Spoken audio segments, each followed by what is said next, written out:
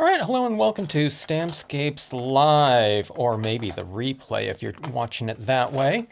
But I was thinking about going large with a big 11 by 17 scene, very in-depth with a lot of pieces, and I still might do that one in the form of a kind of a holiday season Christmas map type of thing, snowy terrain type of map. And sea monster maps, if you don't know what I'm talking about, but kind of a lot of components. But I was thinking about, I've been doing a lot of large scenes with the Art Foamies stamps, and I was thinking that it might be a good change of pace to go small. And I was thinking about, for a while I've been amassing a lot of scraps, okay? Just, end cuts of things. And this is my little scrap bin here, just like a little plastic shoebox. I don't really keep too much. Well, I guess I do have some white pieces here. Hello, Kay. But a lot of metallics. There's a lot of different types of papers that I've been using for a while. Here's a silver that I don't remember using for quite some time. I don't even remember what that one was used for. Here's a silver pearlescent right here. So we have a lot of different choices here, but I thought I would try to come up with some things, maybe some bookmarks or something like that. I don't know. Unconventional sizes, scrap sizes, and I don't know, sometimes those, those dimensions, those configurations can be pretty interesting in terms of usage. When I see them used, I always think, I should do some of those, like bookmarks and whatnot, when I see people post. So let's try some of these out and see what we can come up with here. Now, a lot of these different types of surfaces will require spray sealing, especially if I don't use anything other than StazOn them, basically, because they're very non-porous in nature. Gosh, I don't even remember what I used for some of these things. Or maybe, I don't know, maybe that wasn't me. I think maybe I gave this to my wife or something like that, because I didn't cut that out. That's a Cricut type of thing right there. Okay, so we have things like Stardream. This, I can't remember the name of this one, but it has a little bit of an iridescent surface to it. Hello, CM Hawkins! How are you both this evening? Here's a bronze. No, wait. I don't even know. This one's not the bronze. This one's a Stardream, though. I can't remember the name of this one, but it's kind of a brownish metallic here. Hello, Jeannie. Good to see a Christmas ornament kind of configuration on this one. Just a square silver piece. Oh, here's a dark blue. It almost looks black here. Old chrome coat navy blue, long since been discontinued. It was like discontinued when I, close to when I started stamping way back when. So, all right, I think we have enough here. I just want to see if I can just blast through a bunch of different compositions. These pieces here, I don't think I'm going to do something that narrow, but that would be kind of interesting, wouldn't it? There's only so much you can fit on these pieces, of course, so I don't know, let's just see what we can come up with. So, a lot of these compositions, I think it'll probably be the first time I've ever stamped, something in maybe these specific sizes, okay? Because they're just scraps that came off of who knows what, for what purpose. Like, I don't know what this one's from, these two are from. But they're the exact same size here, so I was doing something with that, but I don't know.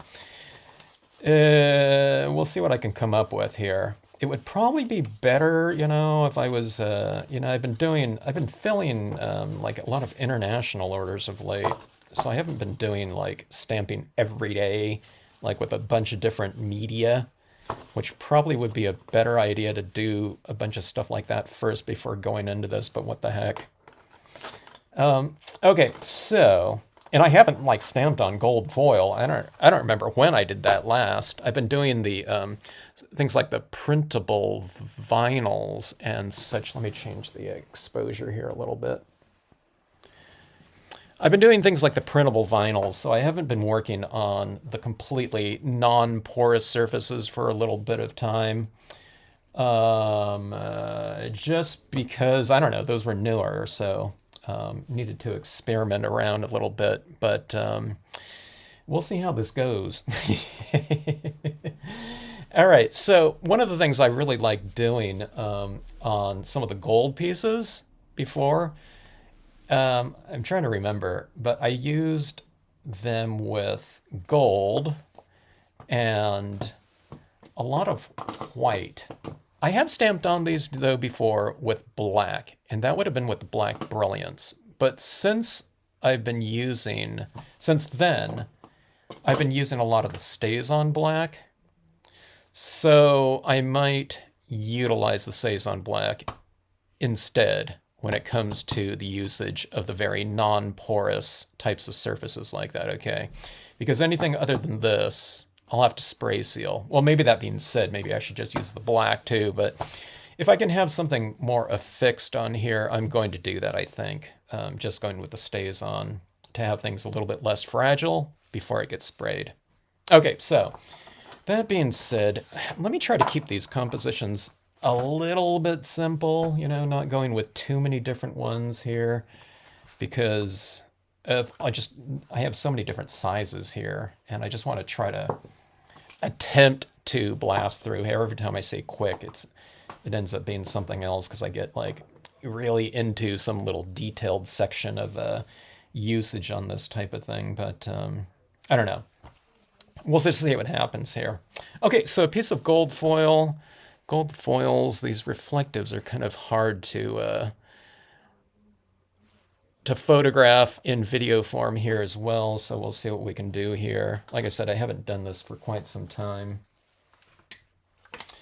But let's utilize what we have here, okay? All right, so this is going to be they're all going to be very small scenes, of course. But here's the thing, on these small scenes, what we want to try to do is we want to try to make them as interesting as possible. So small and kind of more minimal doesn't have to mean simplistic in terms of things like textural richness and things like light and shade and whatnot. The thing that smaller pieces are, the only thing about smaller pieces, of course, is that they're a little bit more restrictive in terms of how much, information we can have on them in the form of our imagery, of course, just because of area. But we'll try to employ all those little things in here that, we like to have on a larger piece. Okay, so let's see here. Okay, here. I didn't even think about this. I should have re-inked here before I went into this, but okay, let's see. Okay, this Galaxy. Okay, the Galaxy Gold's always kind of, even if I use this quite often, it always seems to dry out on me pretty fast. So, and let me take off some of this kind of thicker viscosity at this point in time. Ink on there and re-ink that if I can find the re-inker for it. Yeah. Okay. The metallics, I don't know about the silver, but the Galaxy Gold, for me especially, really dries out fast. It's almost like you have to re-ink it every time. Unless you're using it every other day or something like that. But of course, it's a very thick ink. But it's thicker than the other Brilliance inks, though. Okay, now you can also, so substitutions for this. Let's say you don't have a Brilliance ink, which is a fast-drying water-based pigment ink, and you just have like some kind of gold pigment ink. You can stamp out your gold onto the foil and then clear emboss. It's going to look a little bit different, and you have to be careful about the foil aspect of. Okay, I applied too much on here. You have to be careful about the foil aspect of the surface that you're embossing, because the amount of heat required to start melting that clear embossing powder is probably going to be enough to potentially alter the surface of that foil, so you get that kind of rainbowing type of effect with heat on kind of that metal surface or whatnot. It almost has like that copper type of look where you get those little rainbowy types of effects in there, which you can use to your, strategically. But, if you don't want it, then it's you have to be careful about the amount of heat that you're applying in one little area at a time. I like to keep the embossing gun moving, or some people said to emboss from the back too. So you do a little bit of both, I think. I think you still need that kind of that direct surface, direct to surface application of that heat to really get it going faster. Otherwise, I don't know, when I'm embossing from the back, it seems like I have to hold that gun on it a little bit longer, and then it starts altering that surface again. So you have to just be aware of that, okay? All right, so let's see. Okay, I'm going to stamp this chapel out with golds here. I'm not sure how that's going to read. Or should I just do it in black? Black would be much more visible. But of course, this is really light like that. And then if it's in the dark, reflecting dark, it's like as dark as you can get it. It's like I don't know, 80% gray or something like that. So just keep that in mind. All right, so, I'm thinking about, should I stamp this road? I was going to go with the road here, leading up to this, but let's just go with the chapel here first. Okay. I love this Brilliance Gold, Galaxy Gold, in terms of how it applies.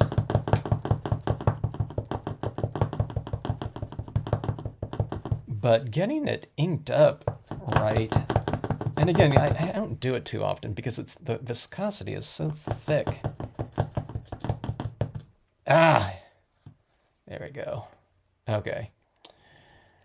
It's so thick. It still retains a decent amount of detail in there, but I gotta get really used to it. It's like that one ink that's really kind of different.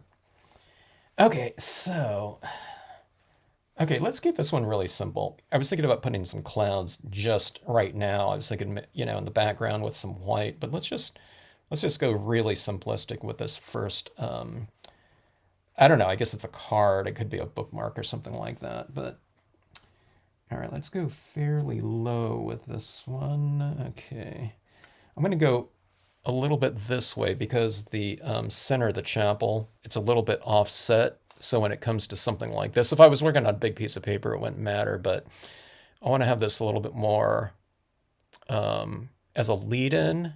So I don't want the edge of this chapel like right on the edge right there, in other words, okay? So I'm going over here. I could do it this way too, but let's go vertical on this one.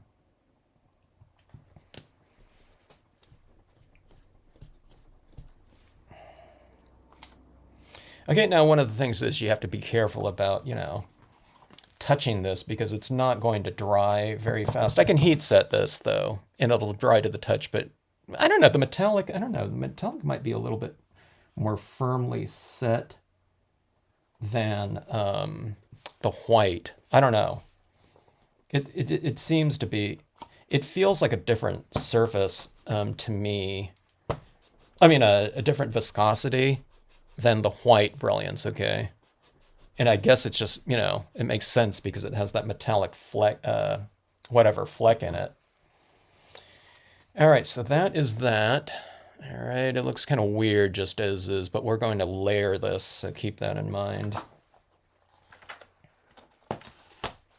We're going to layer it and hope it works out.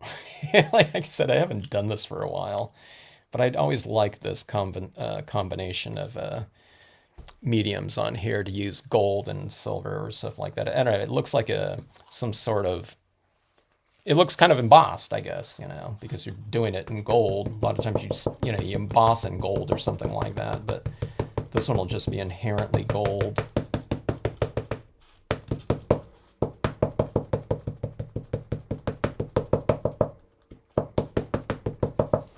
Okay, this is the curvilinear road like that, okay. And this goes like this way, and it goes like that. So that road is going to be roughly, the edge of it is going to be right here. And that's what I'm going to kind of aim at my chapel kind of entry point on that porch area. Okay. So that's about like so. See that right there? Everything is reversed out because it's light on dark too. So normally that would be an illuminated trail, but you know, not in this case. Okay. And let's see on this one. Now I can't remember if I used to use white in the foreground or if I used to use gold. Unless I did both. I don't remember. I need to go back and watch my videos. Maybe we'll do both here. Okay, so... And I can't remember if I heat set either. I'll have to go back and check. All right, so let's see.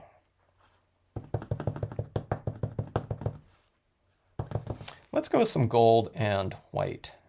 All right. So again, left and right side applications like this, okay? Just to frame off the base like so.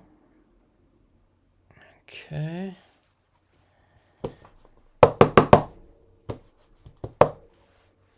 And let's bring in some additional foreground.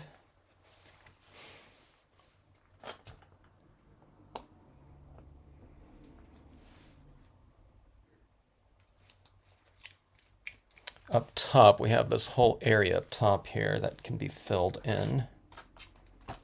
Or not filled in, but kind of capped off, you know, to frame off the scene from the top end, like we're doing on the bottom.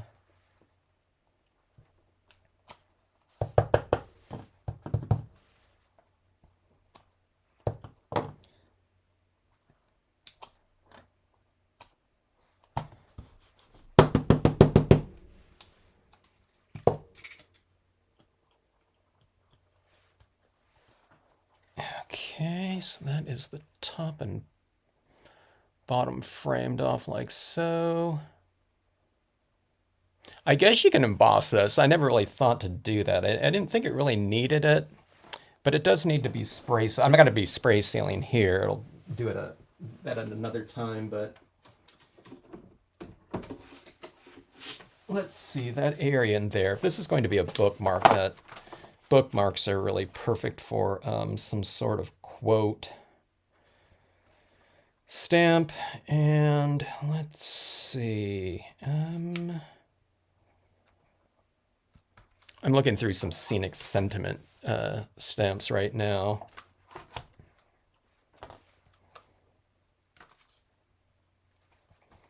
I'm usually looking for just basic content, but or theme, but here I'm having to take into consideration area with area, width, and height for sure. Let me see that. What does this one say? Music in the soul can be heard by the universe. Huh. That one's kind of thematically, I don't know if that really fits, but the dimensions sure fit though. What? Maybe that's here we go, like this. A picture is a poem without words. Okay, let's go with that one right there. That one's nice and small. As are a lot of them, but you know. This thing seems to fit somewhat thematically.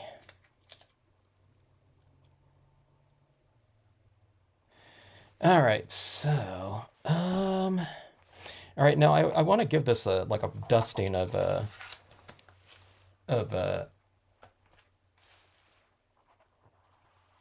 snowfall in here or something like that. still. The question I have is, do I stamp this before doing that, or do I do that after? I'm going to do it before. That way I can work around it a little bit. All right, white ink.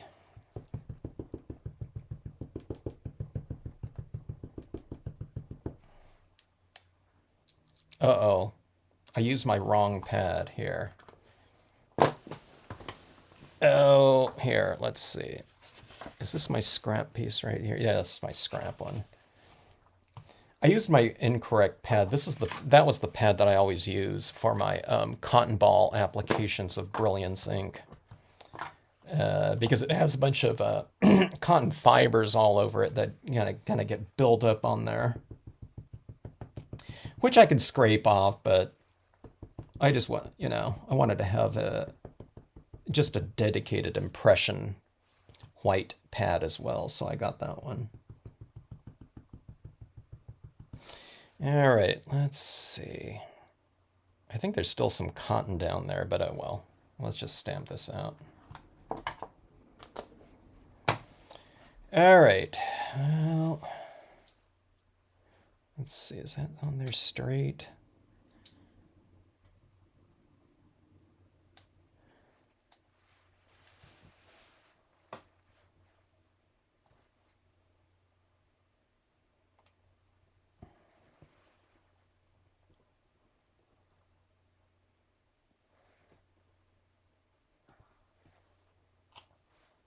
All right.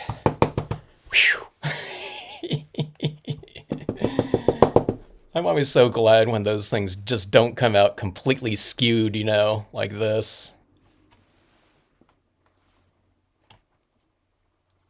Yeah, they might be a little bit off kilter once in a while, or more often than I'd like to admit, but I don't know. I think it's like close enough that. Okay, so this is what this looks like right here. That white is going to be a little bit less white when it dries, and a little bit, it'll integrate a little bit more by moving towards transparency. So some of that gold will probably be showing through a little bit, so no big deal to me. Whiter the better, probably, but I don't know of like a tremendously opaque white pigment ink out there at this point in time. And Brilliance is the one that's going to dry on the non-porous surfaces just fine. It'll just air dry. I don't have to heat set it. So, the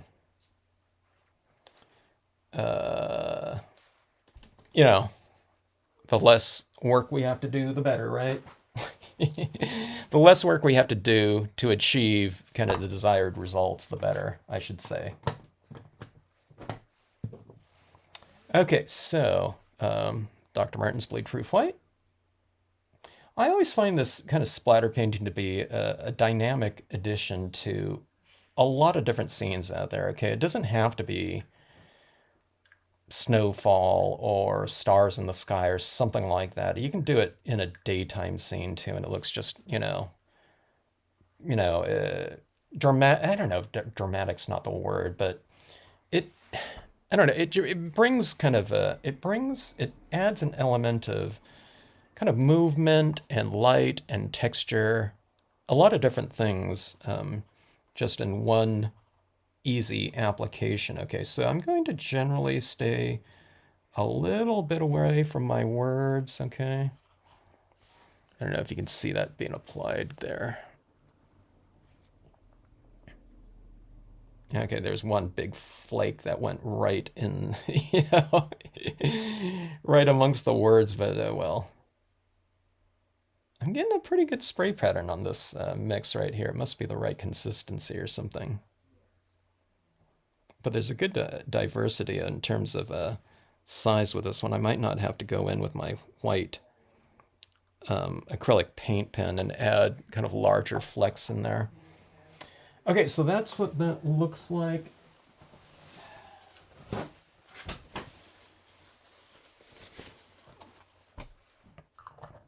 I might do a little bit of removal of that one that's like right underneath the S because that's kind of distracting in there. But there's this little snowfall in here like that. And, you know, I mean, it looks different under different lighting, of course. There's like night. Here's like, I don't know. I wouldn't call it day. There's like glare. You can't see it at all. But, you know, you get a decent amount of depth in here now with that little spray pen. It's almost like too much, like down in that lower section. Maybe I sprayed it too much down here. But this is what it kind of looks like when you're looking at it like that, you know. When I hold it like that, though, it's really dark. But under natural lighting, I'm looking at it more like this, okay? From this, well, not with all those reflections in there, but it looks kind of like that. All right. All right, so see that little bit right in there? I don't know. I don't like certain types of applications like right around lettering. So I'm just going to remove that, which is very easy to do. That is gone there. And then there is, actually, that's part of the quote stamp right there. But you can just do a little cleanup like that. I mean, that white's dry already, so that'll come right off. And that is that. Let me see if I can add like a little focal point in here in the form. I haven't done these little North Stars in a while, but let me see if I can do that. Is this my good pen? I marked on the top of this with a marker there. One of my white pens is really going dry. Let's see here. These pens they're definitely not great on such a slick surface like this either. So I'll see if I can get it. But this little kind of north, you know, 8-point star is kind of fun to add in. So see, I'm practicing here. Okay, so let's see. The natural position for this star, I think, would have been right around in here, but we have the quote stamp in there, so let's go. I can put it down here. I can put it fairly low in relation to that, but I think up here would be good. Like right around here, slightly off center, because this chapel is looking in towards the scene like that, so yeah, just underneath the words, I think that would be. I think we want to keep going up like this. We want to start off with this chapel and go to this word and go to a star. If that was over here a little bit more, maybe I should have done this last. But okay, so let's go with what we have to work with here. So, let's see. Let's go right here. It's hard for me to see because I have so much glare coming off of the paper. Okay, so here, and most of the time I'm doing this pulling motion like this. This scene is very elongated like this, so the vertical arms of the star will be the longest, okay, like that.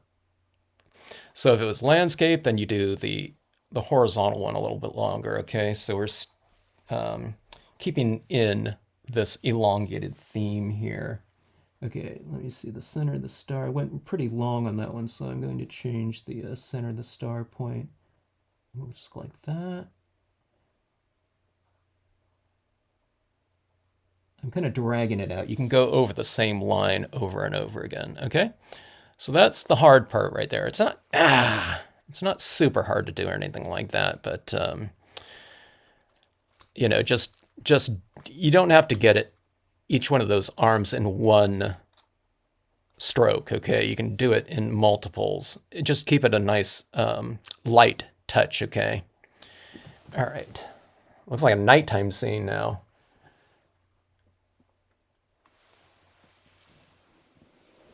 Okay, here we go. So there's 4 ports on it right there, and then you do those intermediates and just do a little tiny point coming off of it like that for those 4 additional points. And there you have your star here. It's like your North Star or something like that, you know? So it makes it more a little bit more Christmas cardy, right? And if you want to, I mean, you can come in here. It'd be kind of interesting if I kind of illuminated those windows in that space right here. But I just know that this gold ink isn't dry yet. But I think having interior lighting in those windows on the chapel, I don't know if you can see them right here. Right now they're gold, but if I illuminated them with white, I think that would look a lot better, and it would kind of balance out the scene a little bit more. But I'll wait for this to dry, and maybe I'll put on those final touches on there. So there's one little bookmark like that, and it's, you know, I mean, it's, what was it? You know, it's just straight stamping. We didn't add in any kind of like ink applications or anything like that, other than the kind of the splatter painted Dr. Martens. So, you know, these can come together really fast. Sometimes what I like to do is I like to do like a beams of light coming through in white, but that white is a really good complement to the gold in there, I think. Because if you just do all gold, I don't know, it kind of looks kind of funny to me. So it just needs that balance of something a little bit more crisp, because you have gold on gold, so it's not going to have like a ton of contrast, especially in like a lot of the different lighting, you know, situations like this. It's kind of hard to see what it's looking like because I have these hard edge, you know, studio lights in my room right now, you know, as far as what it would look like normally. But, you know, it kind of, you know, it's a little bit out of focus here like that, but yeah, it kind of looks like that right there. Don't spray as much as I did though. All right, so that's one piece of scrap right there. Scrap to scene, I guess. Although my scrap to scene, oh, that would be good with a crystal on there too, like little crystal stars on there. But we won't do that right now. Okay, so let's try something in, I'll come back to some more of that gold in there, I think, but let's try something on, oh gosh, something like this right here. This is a super elongated piece of that chrome coat blue, dark blue, almost black cardstock. Okay. You can use black glossy, you know, in its place. Yeah, that star really added a lot, didn't it, CM? It's like made that entire card, I think, you know. It added the right focal point to that scene. You know, the focal point's definitely, it wasn't the chapel, because the chapel kind of just merges in with that background. So it definitely needed like a little bit of a focal point. All right, so let's see here.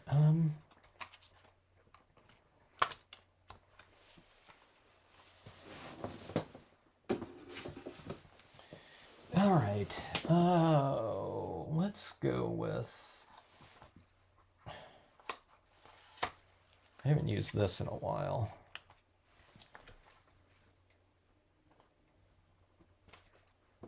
I'll go with the snowbank here. All right. But the snowbank, though, this is really long. I think I'm going to do multiple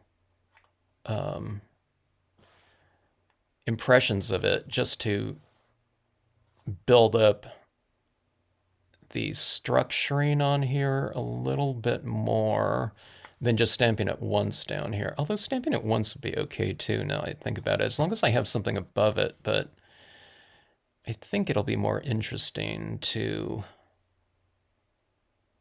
do multiples. Okay, so let's check. Let me see something too.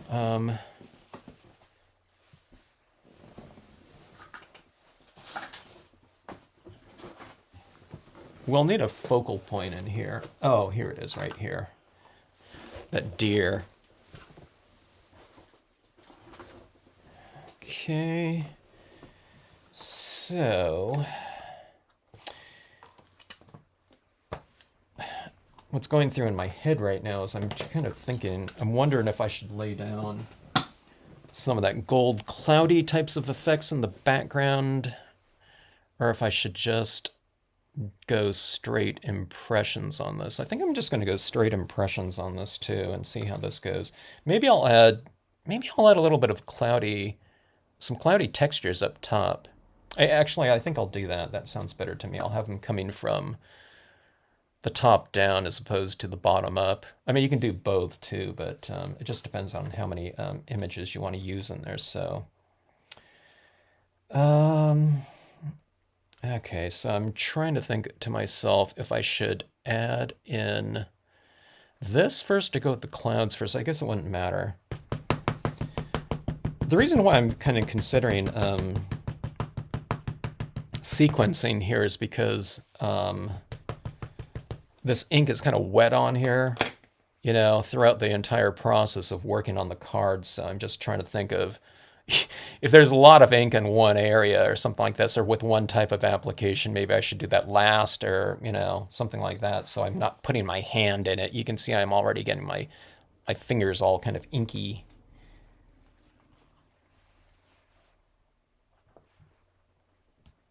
Not because I'm worried about getting my fingers inky, but just because I don't want to smear stuff across here, okay? It's always one of those things, you know, when you're working on surfaces that kind of remain, you know, a little bit wet or very wet. You don't want to be dragging that ink all over the place, which happens a lot on the, especially on the foils out there. Okay, so here's what I'm doing right here. I'm just kind of building this area up a little bit, and I'm using a different portion. So I used it over here like that, or did I, right? Was that where I used it? And then I'm coming, you know, like that. Maybe I'll use the center point up here, just so it looks, you know, I don't want so much redundancy of just stamping it like that, that, and that. Okay, I want the patterning to be a little bit different.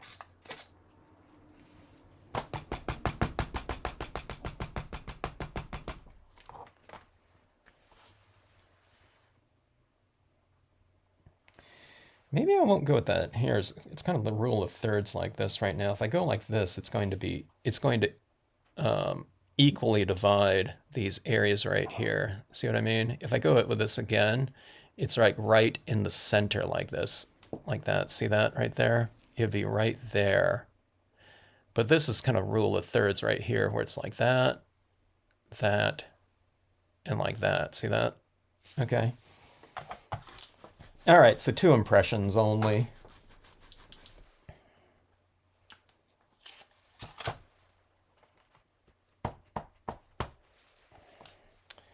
And I'm going to make this like this, I don't know, whatever, this white steed or whatever you'd call it.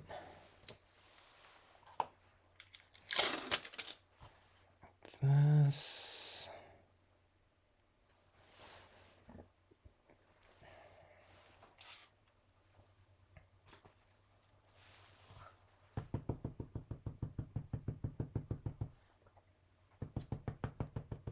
Oops, I got that all all on my block. The good thing about it is it just washes right off. Okay, so let's wipe some of this off here, down here too. Maybe I wiped off too much. Let's see.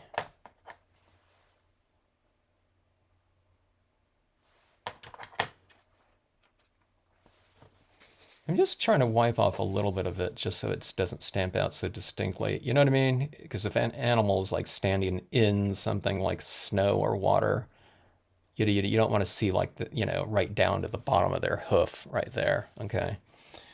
All right. So again, this is doing this in reverse out, where normally, you know,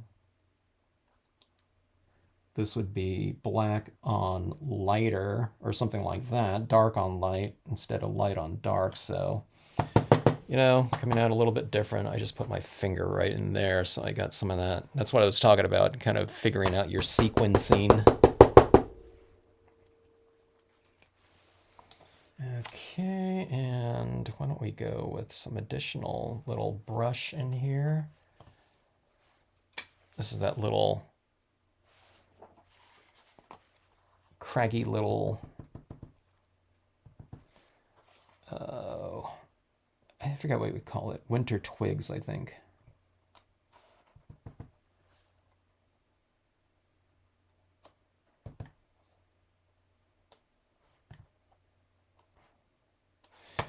All right. So that is that.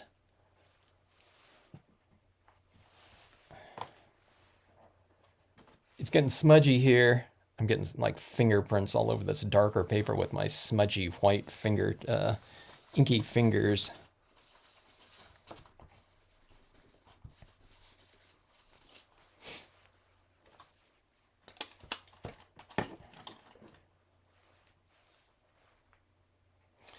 All right, let's see if this cotton ball is still usable from the other day.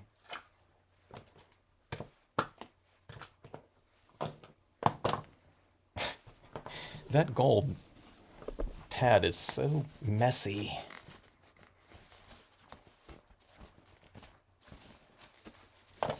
All right. Which way do I... Okay, I think I tear it this way. Oh, yeah. I'm always going the other way to get that more kind of curved look, but it's always... I got to remember to do it long ways, and then it, tears with that nice curvature, irregular... kind of cross grain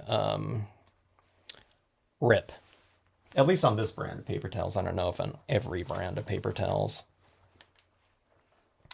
All right, so let's see. Okay, so we'll put it, I don't know if I'm going to have a quote stamp that's going to fit in here. Peace would, P-E-A-C-E would fit in there. I should have left it maybe down at the bottom or something like that, but let's see how this one goes.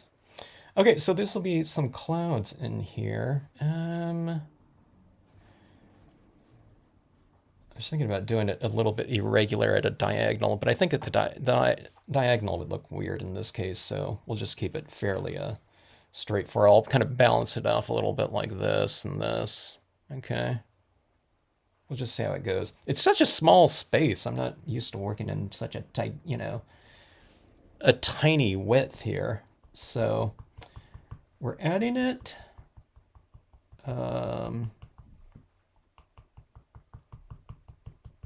right next to the, whatever, paper towel template.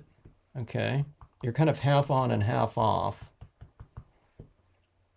So every time you re-ink, start kind of half on and half off, and then after you remove like that, then add in some additional tone going above and below your masked off applications, okay? And that kind of blends it out a little bit more, and it gives it that nice kind of more natural variation to it. Okay, so see, it looks a little bit more kind of airy and light and dimensional.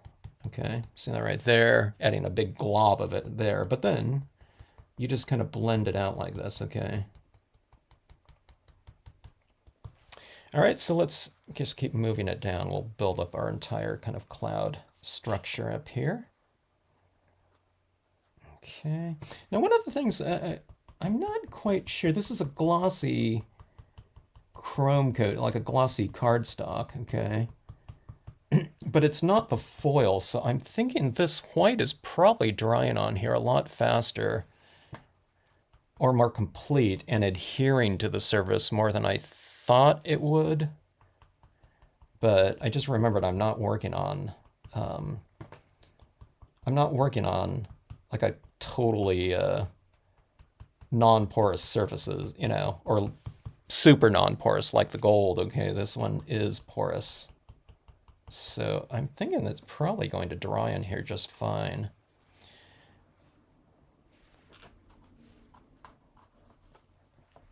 So needless to say, if I need to change anything, I better do it, fairly quickly and not wait. Because sometimes you apply this stuff and if you don't like it, then you just wipe it right off, while it's still wet. But I think you can do that on the gold until you spray seal it.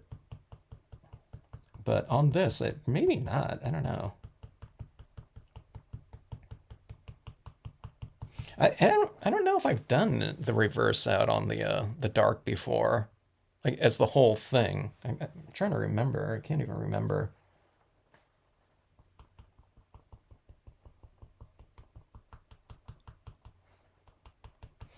All right, so there's that.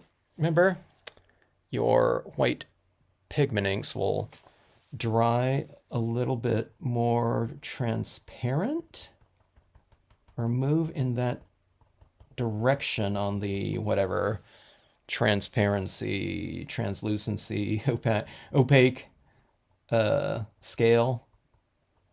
So keep that in mind and just apply accordingly if you want to get something, say, more built up and opaque.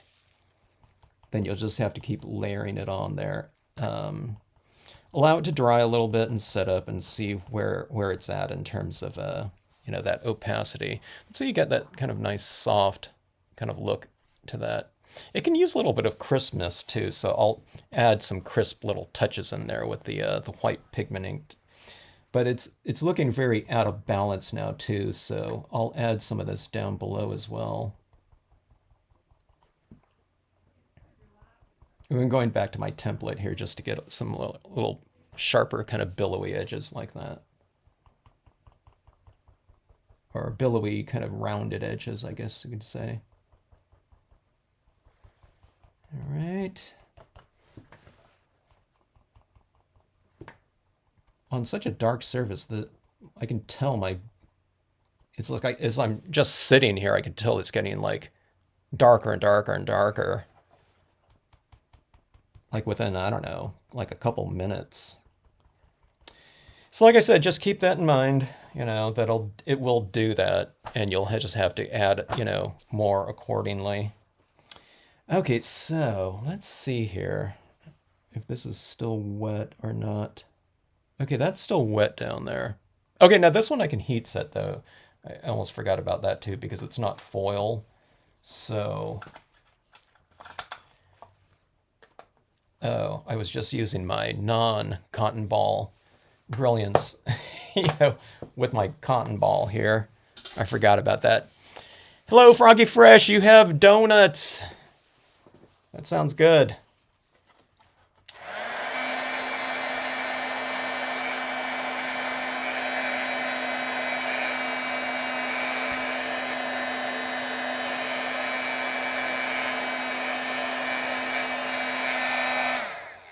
What type of donuts do you have? What's everyone's favorite donut? Or do people have favorite donuts? What is there? Jelly-filled, old-fashioned, glazed, powdered sugar. Kind of there's those unique ones like at Voodoo Donuts in Portland. You see it on the Food Channel where there's it's like a little character, but then they have a pretzels. It's like sticking out of it like a voodoo doll. Okay, I don't know if this is dry. It might be, but let's just see here. All right, let's see. I'm going to try and add some of this down here. Let's go. Let me go low first. Yeah, there we go. Yeah, it's pretty good. It's pretty dry. Now remember, this isn't just your regular white pigment ink. It's fast drying, water-based pigment ink it's pretty much been designed to be used on glossy cardstock where you can apply it and it will dry without, embossing or things like heat setting. Okay, now that's when it would have dried, slower, but without that heat setting. Okay, just fine. Okay, adding it around my little subject matter here.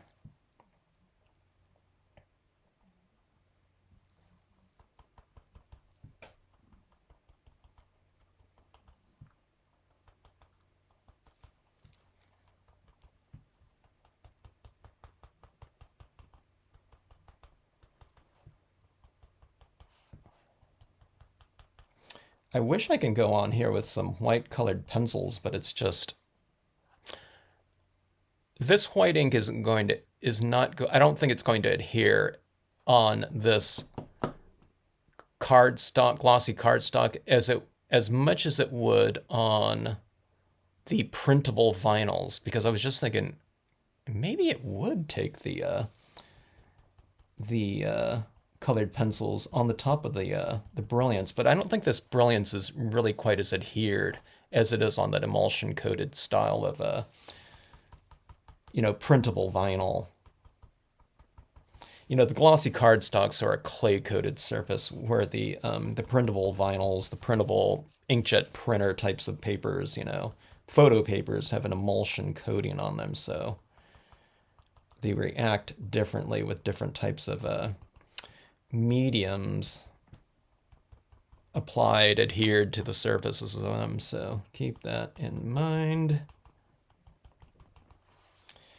All right, so in terms of texturing, we have some softer touches down below like that now. All right, and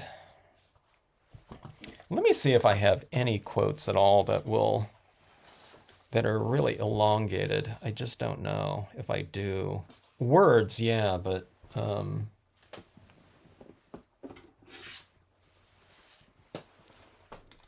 and I'm not opposed to going with the word stamp on here. Like I said, peace or something like that. I've been using that one all the time.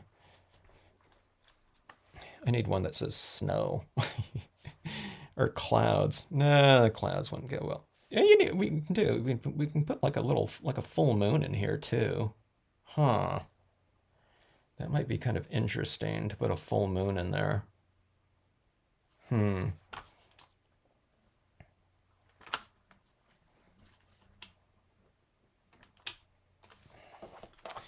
I think that might be kind of interesting.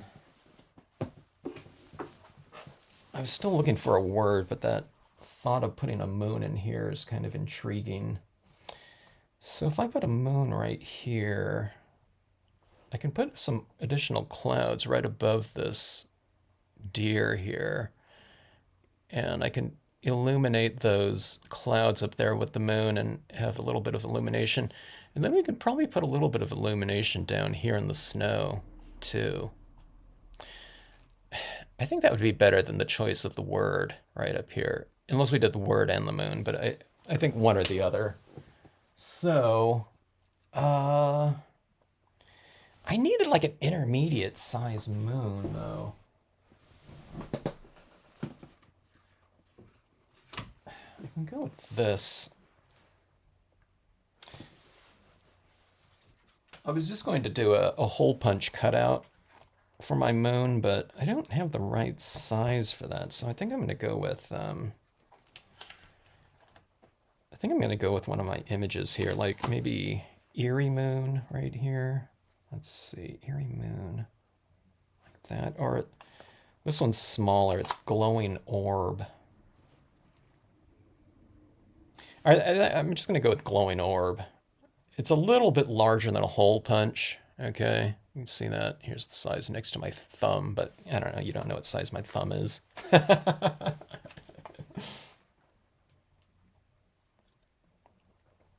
All right, now this one's not ideal here because I have, but this is what, all of this right around here is supposed to be stamped in like black or something like that, or a dark color, but I'm going to be stamping it in white though instead, because if you stamp it in black right here, you're not going to be able to see any of this around here, so you have to stamp it in something light to show up against here, right? So it'll be a little bit backwards again, but then I'll fill in this with a paint pen so it'll be illuminated, but the clouds will all be illuminated too.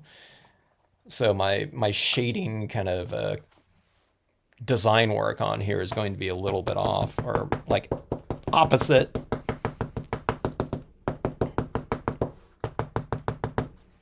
But we're working on a black piece of, practically a black piece of paper here. All right, so there's my moon right there. I want that fairly centered here as opposed to off, like this, because it is structured this way. We have center kind of illumination. Maybe. No, okay. Go up here. Maybe I'll have this one going into those clouds as well. Let me see.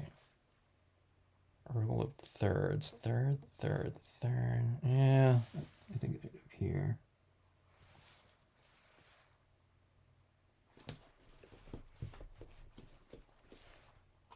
Okay, it looks like an eyeball in the sky. Or lunar eclipse right now. That'd be kind of interesting.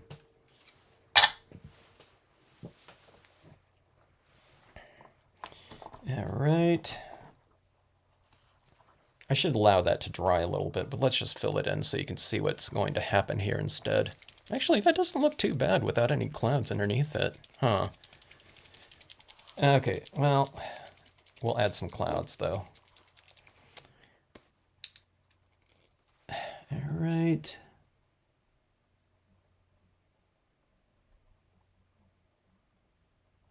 Definitely the light source of the scene.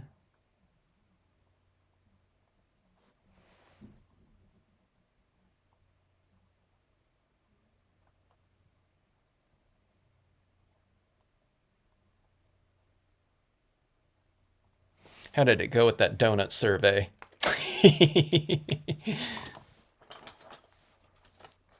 Let's see. Oh, maple cake. There, we got it. Apple fritters. That's cool. You now stay away from donuts when possible. Yeah, I hear you.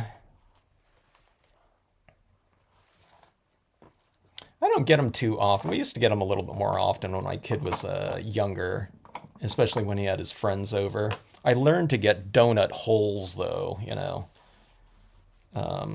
with my son and his friends over, because you never know what they want, or they might start off on one and, you know, not really, you know, they take a couple bites out of it and then, you know, we're stuck. So I got to getting just a selection of donut holes for them. I don't know what one would be my favorite these days. But when I was a kid, it was definitely rainbow sprinkles. Which it isn't anymore, but I still get it once in a while, you know. It's probably more like chocolates or something like that. At the LA Farmers Market, there was this donut vendor, and we went on a field trip when I was in college to some of the LA County museums and galleries out there around in that area. I think they call it the Gallery District. But I think we met at the farmer's market or something like that with my teacher, and there was this donut shop in there. They had a chocolate chip donut, and it was huge too, but I think that was the best donut I ever had in my life. I don't know if it was gourmet chips or hot chocolate in there or what, but uh, that's my donut story. Okay, so here's the thing. This the clouds from the top over the moon are being bottom lit, right? So you put your cloud, your template going that way, and the clouds underneath the moon are going to be top lit. So adjust your template accordingly. All right.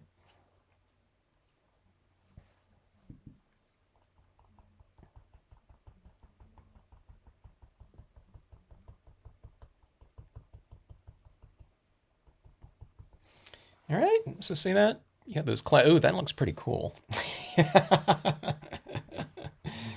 Let's keep adding that in. That's just what it needed, didn't it? It needed that moon up there. There was the clouds up top were they weren't they weren't really kind of a player in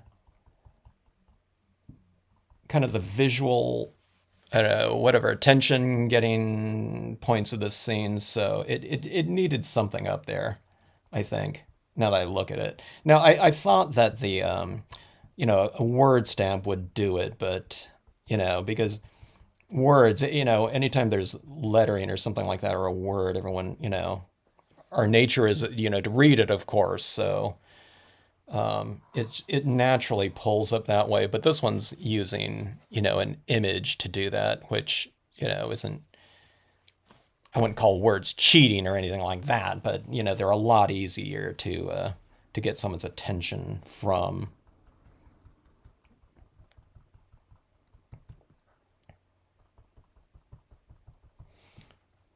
All right, let's see. Do you see up here those clouds? How there's not too much of a contrast in them anymore now that they're dried out like that. So I'm going to try to add in a little bit more into them if I can. So again, you just have to kind of wait till it dries to see what you're, to see what you're, looking at or working with, etc. Okay.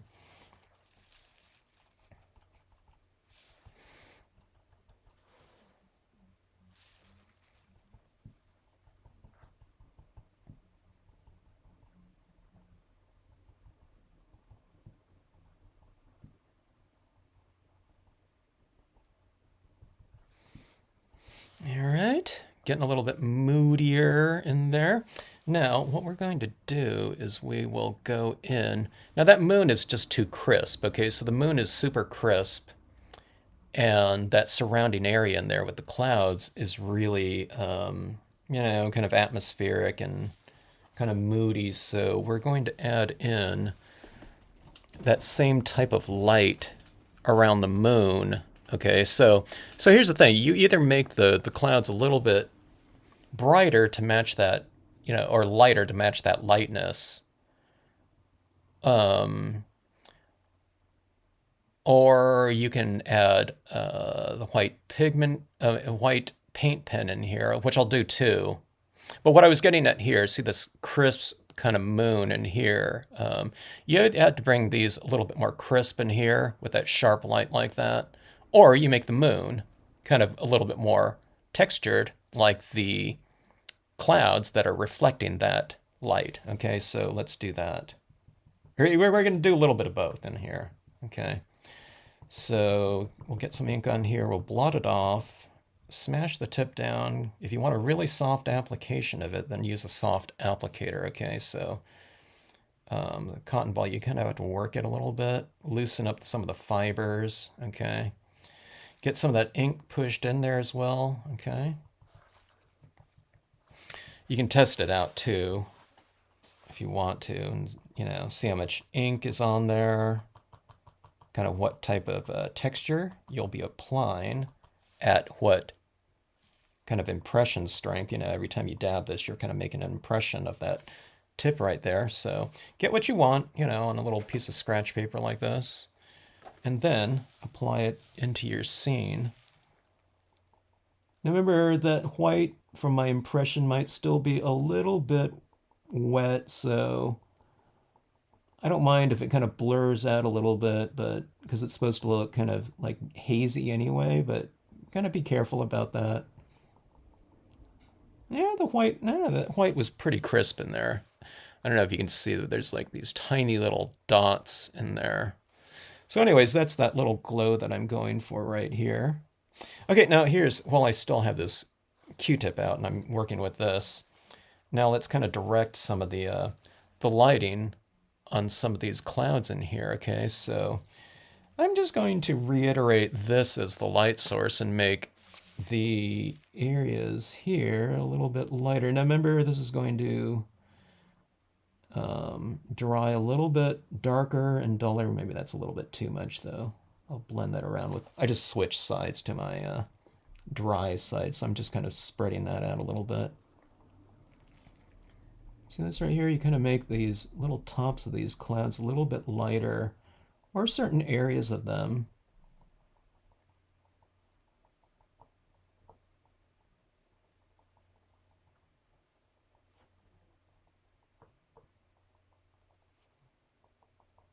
right around here, I'll make the bottom portions of some of these clouds a little bit lighter.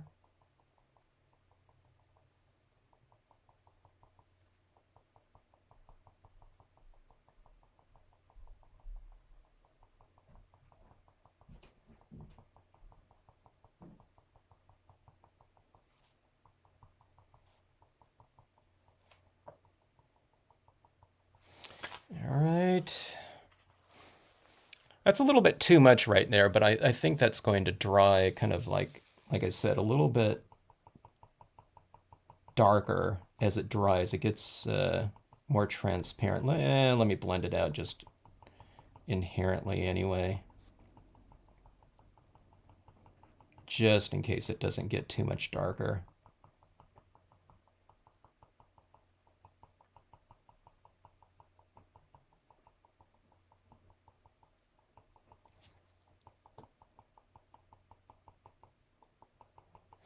All right, so that is that right there. I think I can use a little bit more cloudy structure in there too. Let's see how that goes.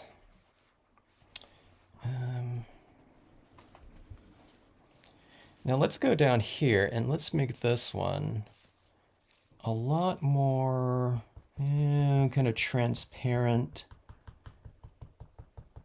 so it will transition from lighter, more opaque clouds up top, and then we'll get darker as we get closer to our whatever our surface down here, kind of our star of the scene. Okay, change up to, don't just go with one little area of your template, your little your paper towel. Mix it up a little bit.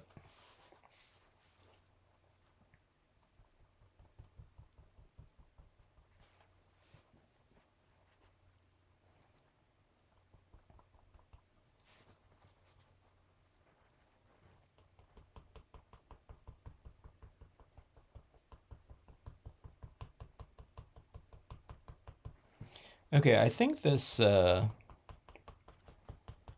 little bookmark has taken me as long as that recent 11 by or 8.5 by 10 or whatever it was that I was working with. Like I said, I get into these little things like these little detail things like this around in, like the clouds or something like this, and I get kind of just, I don't know, whatever, absorbed in the process. Where if I like seeing what's coming out or something like that, I just keep working it. Except instead of working it over like a gigantic area, like on those big pieces, I'm doing it like in these little detailed areas. Okay, I'm going to bring in some of these clouds down here. I think we can use some of that structure down here in terms of some of that mist, I think.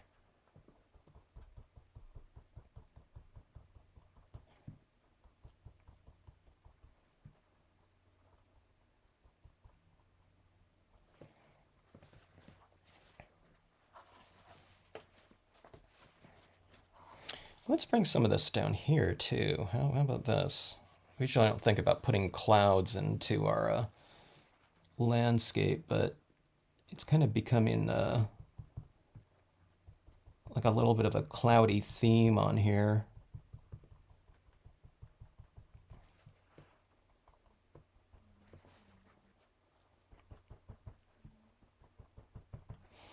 All right. So we have that. Okay. Now I want that texturing on here of that splatter painted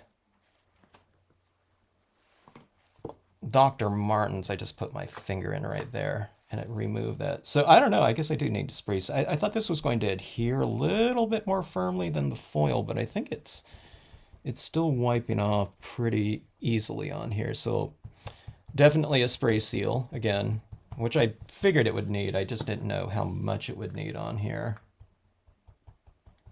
So, something like the Krylon Crystal Clear, something like that will do it.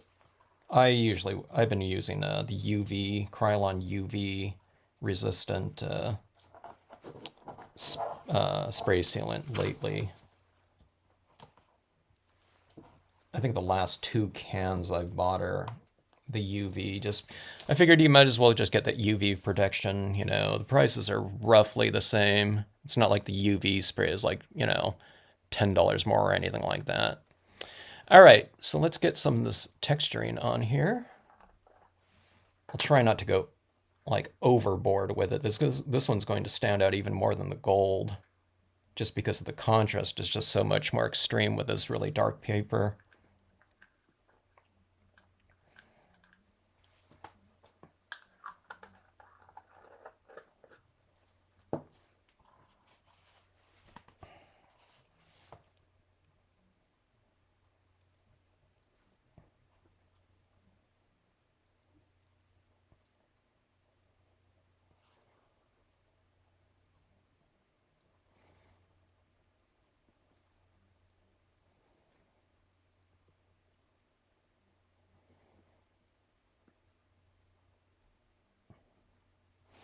All right, I think that did the trick. It kind of unified things a little bit more, to maybe even a lot more, like that.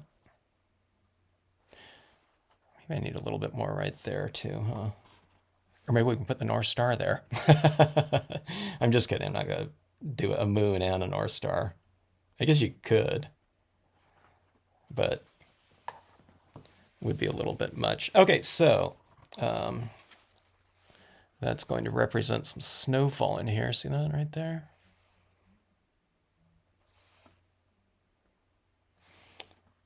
This one's going to look, I think, good matted with a little bit of white or something like that. Maybe, I don't know, some blue or something like that around on the edge.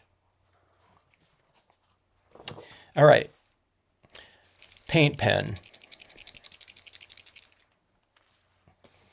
All right, so let's add in some highlights here and there. Got to figure out where I can touch this without smearing something. Okay, I need to be careful here. My hand wants to go right here, but I want to get right on the back of this our little subject matter here. Maybe on the horns too. On its head.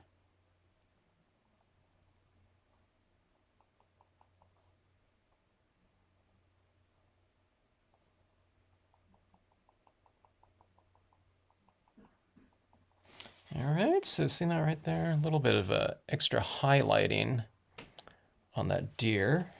Okay. Let me make it a little bit more crisp, I think. I did it with dots. I'll go a little bit dot and line here. Okay, now on the clouds though that are, you know, representing this vapor, all right.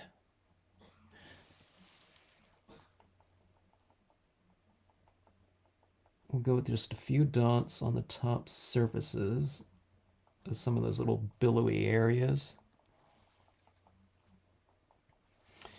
And on the clouds above the moon, we'll bottom light some of those.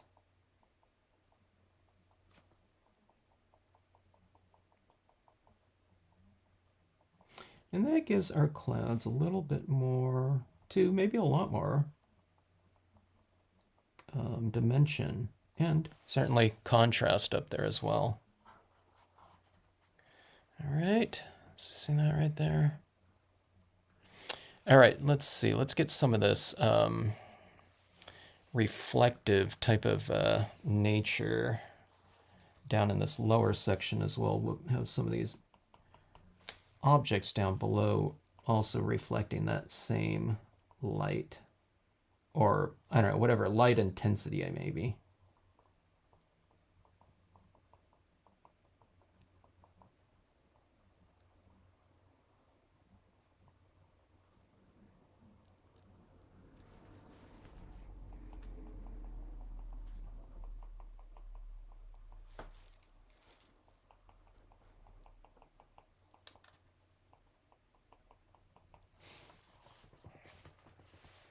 All right.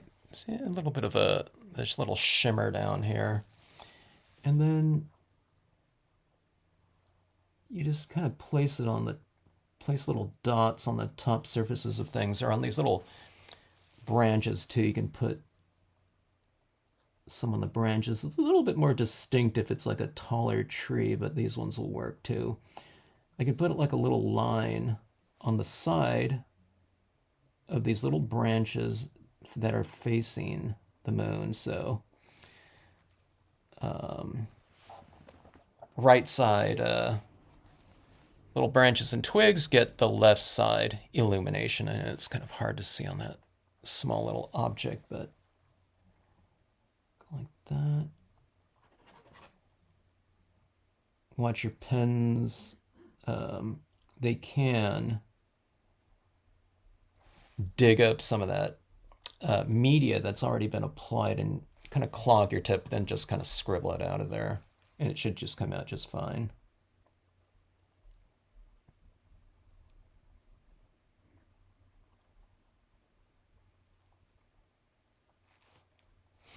All right, but I think that is it right there. Yeah.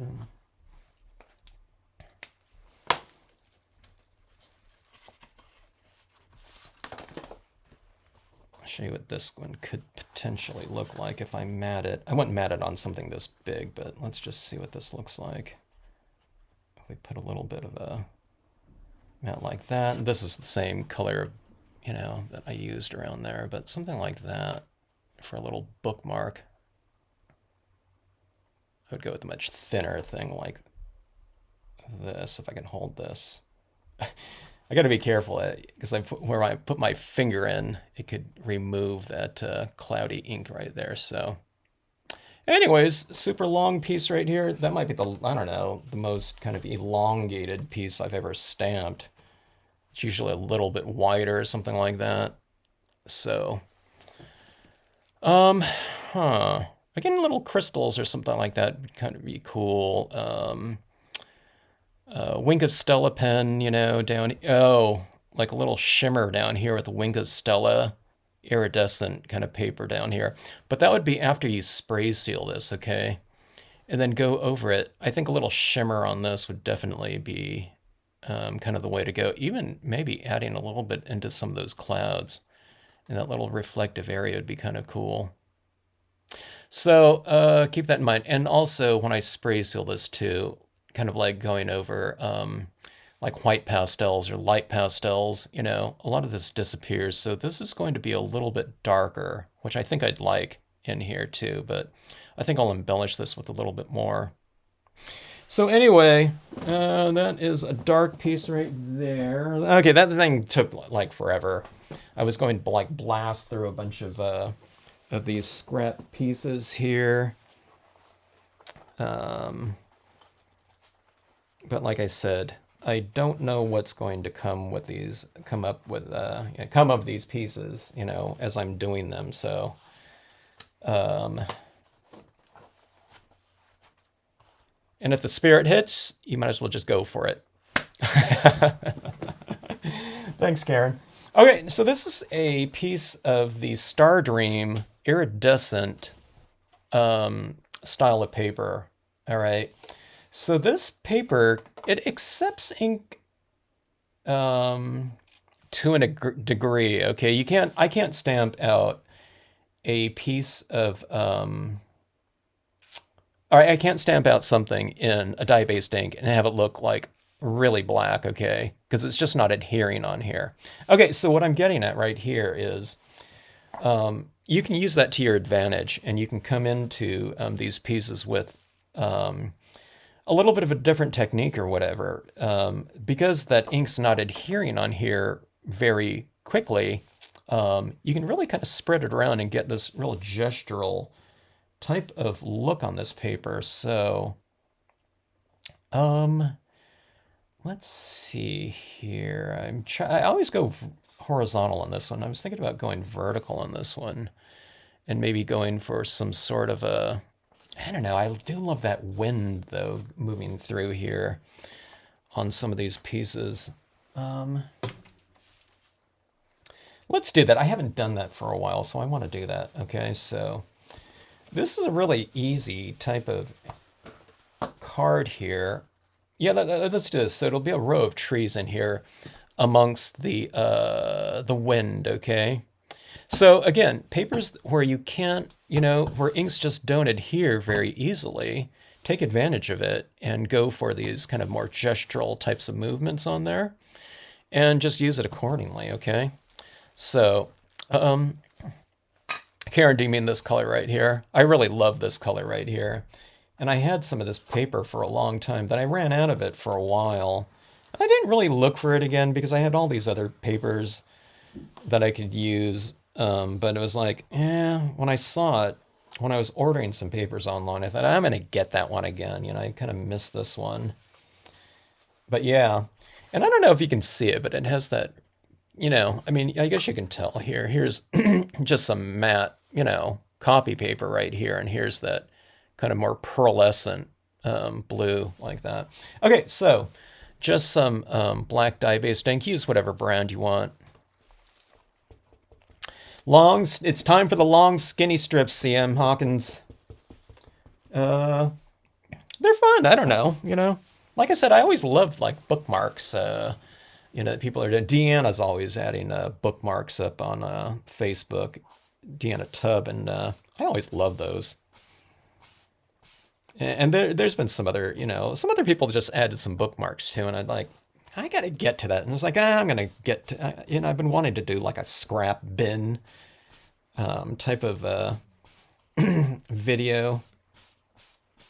Because first of all, my scraps are really building up, especially with all these different types of papers. I have a bunch of foils and things like that.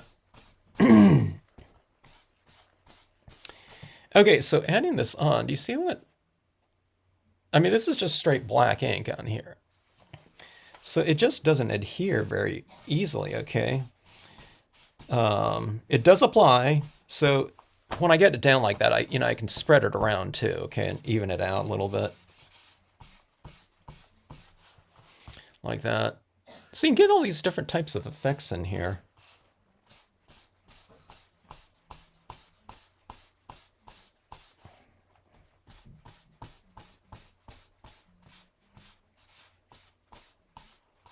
My paper towel is shredding because this one's like 110-pound paper, something like that. So it's fairly thick on the edge.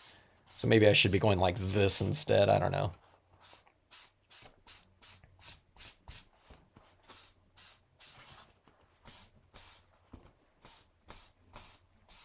I don't know, but doesn't that kind of, doesn't that kind of give the kind of the impression of wind moving through the piece like that?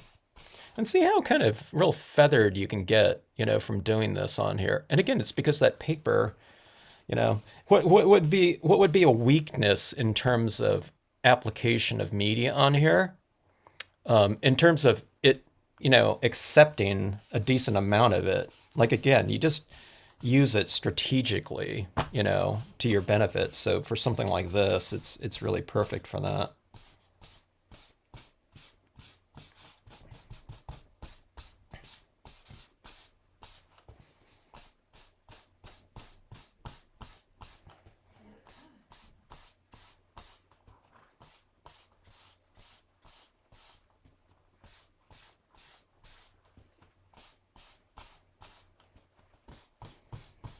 You see, it's kind of building up there a little bit. I don't know how much I can build up. It looks like, you know what this looks like on here? It looks like, as I apply that on there, doesn't it? It looks like graphite to me. It looks like pencil lead. It's probably because that it's iridescent, so that iridescent kind of sheen is showing through this black ink. Now, I haven't tried this with something like versifying clear ink or something like that. That might look a little bit different. I would imagine it would work on here. I'm not sure about the drying time, but if you're kind of applying it like this, it would probably seem like, that thicker style of oil-based ink, it would probably feel like you're applying like shoe polish or something like that on something. All right, so there's my wind moving through. Which way is up and which way is down? I think this is the way it looks more like up and down right here with that kind of updraft like that, or I don't know, not updraft, I don't know, whatever you'd call it. This thing is like, I don't know, that would, I guess that would work too. But my gut says like that right there, you know, so let's give it a try. Okay, so let's just add in these trees in here. Okay, here's what I haven't been using, like StaysOn, or I wasn't using it a lot like several years ago. So if I try this and these trees just come out way too light, maybe I'll try the StaysOn and see if I can get a darker impression over the top of this, you know, maybe, and maybe we can go for kind of a little bit of a variation in the depth of our trees. So I don't know. You want that on your bedroom wall.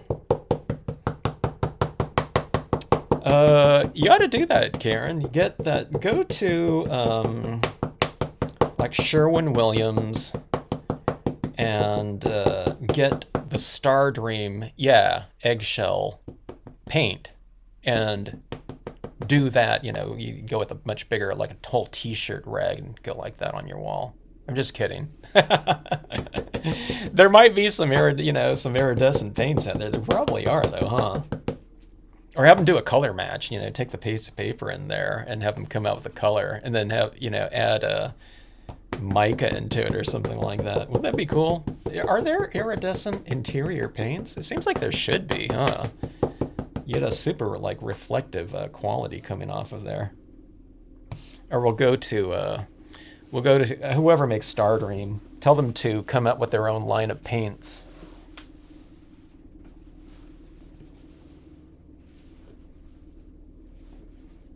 Okay, so I'm going to try to get the best impression I can from this. So I'm going to leave this on the surface a little bit longer here. You didn't get the notification. Laura, we tried calling you and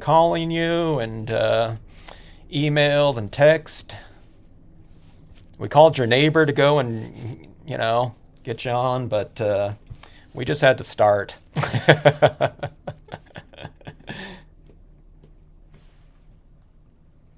All right, so that is about as dark as that's going to get right there. That's like a, yeah, it's like a 65% gray or something like that, but that's not too bad, okay? If I printed that out and looked like a 20%, we don't want that, you know? No, I don't know. I don't know what the notifications. I mean, really, I should plan these out so that people don't have to depend on the notifications. But I just didn't know when I'd be able to get, you know, if I'd be able to jump on tonight, though. But I finished my orders and all of that type of stuff early, so.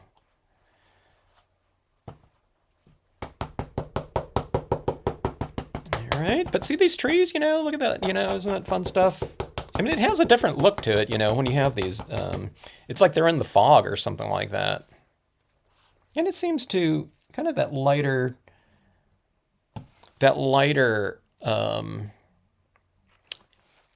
impression quality. I don't know. It seems to lend itself to the spirit of this scene. It's like, you know what I mean? Where it's like a little blizzard or something like that, you know. Okay, let's try to go for a little bit of a darker one with this one. So we'll go a little bit darker, a little bit lighter in the center, and darker again over here.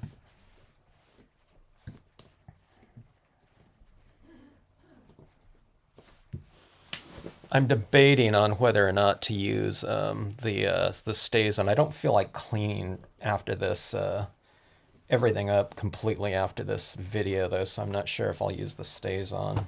You know, the StaysOn, we should really clean it up soon after, right?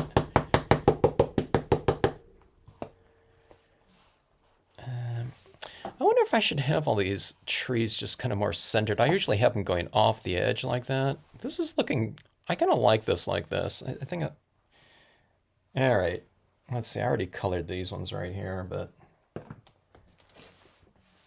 I'm just going to use this one right up here. I'm going to have this all a little bit more contained on this composition.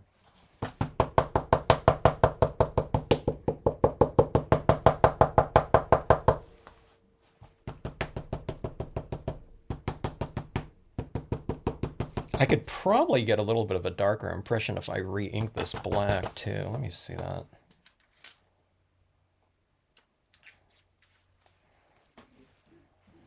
I over-inked when I went out to a convention, because at this convention out in Arizona, I was finding my inks drying so fast on one of those previous convention outings. And then plus I'm just stamping like nonstop for, I don't know, whatever, all day, 8 hours on the first day and whatever, 6 hours the second day. So I didn't want to have to re-ink too often. But then when I got out there, it was like, oh my God, my ink pad on that first day in the morning was like sopping wet. So I don't think I've inked up since then. Okay, so there, our little composition is like this. Okay, now, yeah, that did stamp out a little bit darker, but I think it's going to dry, you know, the same as in here. All right, so that is that, but then we go on with the Dr. Martens again, and let's see if I can get what I'm going for with the Dr. Martens here. And what I do with the Dr. Martens, you know, I'm splatter painting like this normally, but I'm trying to splatter paint with a little bit of motion to it. Like I'll hit it from like down here where it's, you know, splattering out this way, kind of giving it kind of an elongated splatter down here. Yeah, it looks like charcoal or something like that, huh, Karen?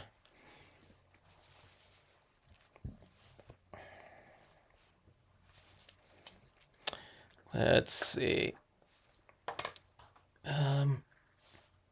Looks like forest fire ash. It could be. Now, we don't want forest fire ash in this one. It cannot be. Negative connotations there. Unless it's like a natural fire, right?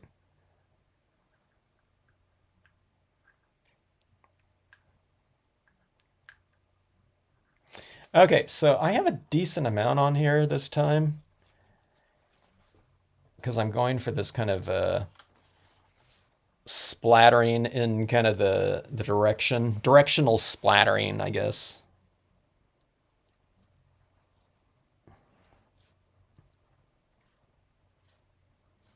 I can't even see it on here hardly. Okay, I took off way too much ink. I'm kind of getting the same look that I always get. I'll try to take off a little bit less. All right, so let's go like that.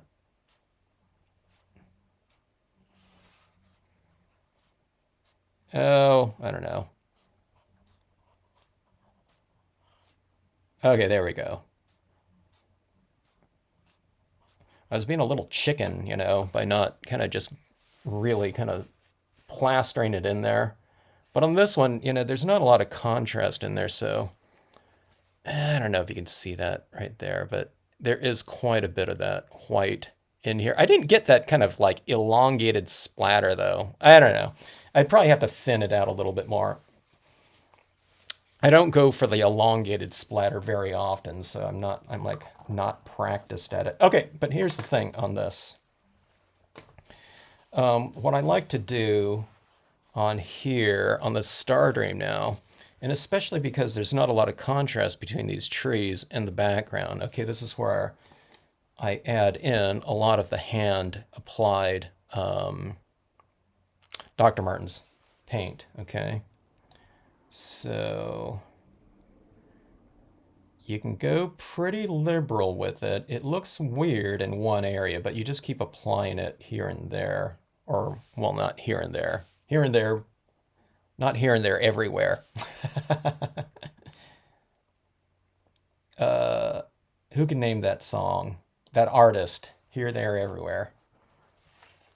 Okay, so I'm applying this on a lot of these branches, okay? And I apply it kind of almost like a, um, what's the word I'm looking for? I'm looking for scumbling. Yeah, scumbling. Okay. So it's kind of like a dry brush kind of approach to your applications here. Okay. You know, I mean, it's not exact, and you really can't be too exact with this either. You know, because it's, you know, it's a brush like this and you're applying it on these little tiny things. So it's kind of like, here's what I'm doing right here. Here's the movement of it. Okay. So imagine here's a tree like this. I'm just kind of going around like this. Okay. That's kind of the gist of it. Okay.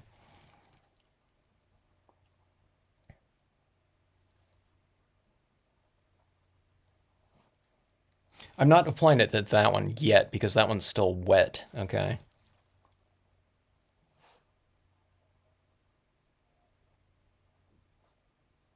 So if you apply it in one little area, it looks weird. Okay. So you just do that, you know, just apply that texture over the whole thing. And I don't do this too often, so probably if I'm working from like left to right like this, you know, probably my touches, my approach to the applications are probably going to be way different over here by the time I get over here. So maybe I should do it like this. I should go with some over here so that it looks a little bit more, you know, kind of spaced out. Okay. All right, just reapplied more paint on here. Ooh, that was a big blob right there.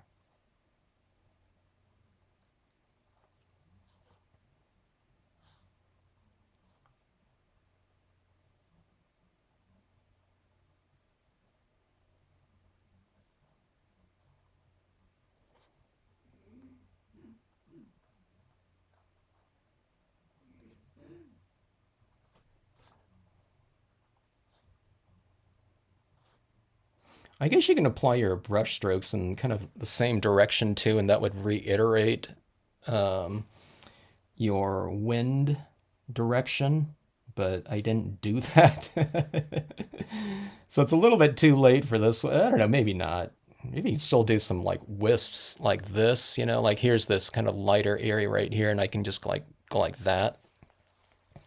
Maybe I'll try that with a real dry brush, though.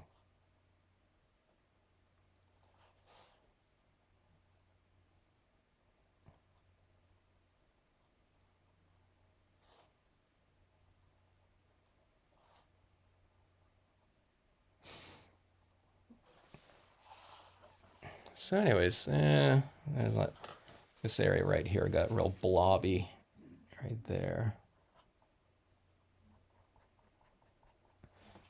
That.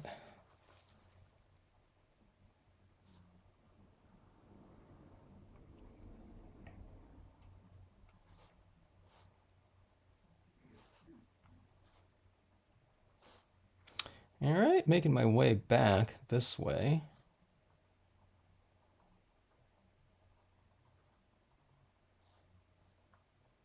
I guess one of the things you can do too, because this Dr. Martens takes the inks pretty well, is you could come over the top of it and probably stamp some other trees right over the top of it and make these kind of more multi-layered.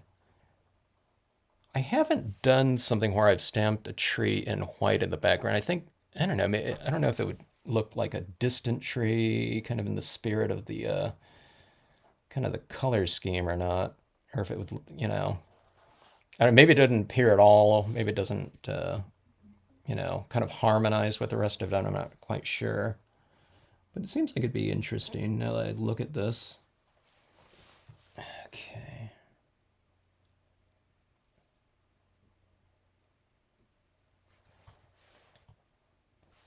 But I do think that these trees look, you know, quite a bit more dimensional, adding in this white on here. I don't do this on other scenes, but I do it on here just because there's this kind of this narrower value range. Okay, there's not like white and black in this, composition. It's, I don't know, what would you say that right in here, that just that straight paper is like a 5% or something like that. And the darkest area, well, is now this tree, but this tree is something like this one did stamp out quite a bit darker, but the rest of the trees, I don't know. I don't know if they're at like even a 50% gray. So, we're talking about a much kind of narrower value range in here. So this, in other words, what I'm getting at is white kind of merges in with the, the imagery fairly easy. And, when you apply this paint on here too, you get a lot of that color kind of showing through too. If it's kind of applied very thinly, like in some areas of here. All right, so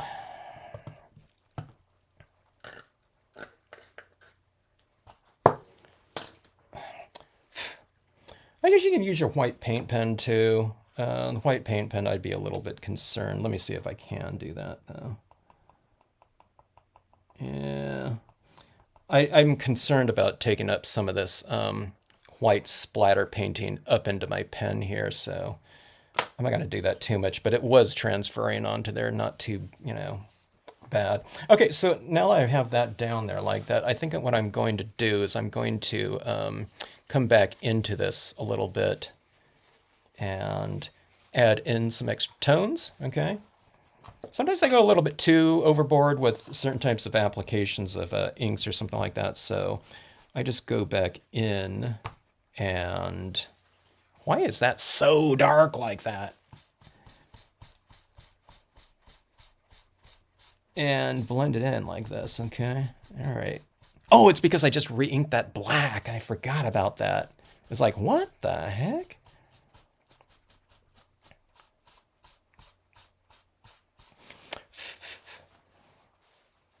Okay. Note to self, be careful about this. Okay, so this is really super juicy. So I guess I could have went much darker. I didn't realize how dry my black was here. All right, so let's go down here. So here's that black area right here. It goes like this, right through it here. So let's go with the edges here a little bit more. Or the corners, I should say.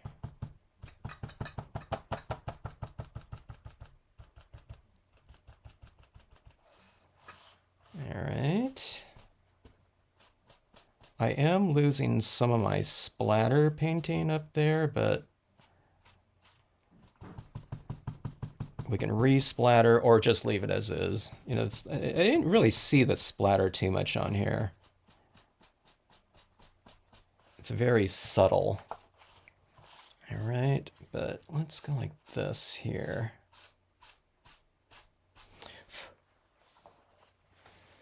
All right, yeah.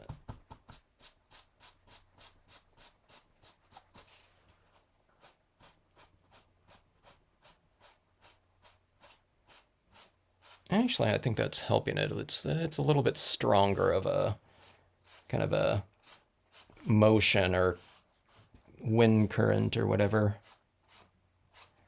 Like that. All right.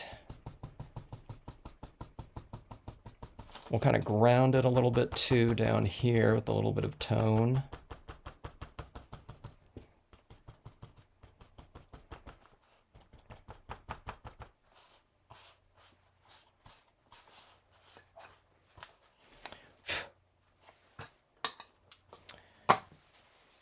I have never come into this with some white Brilliance ink into here. I think I'm going to try that here. It just occurred to me. I don't think it's going to show up, but let's give it a shot here. So the Brilliance ink, so this is Stardream here.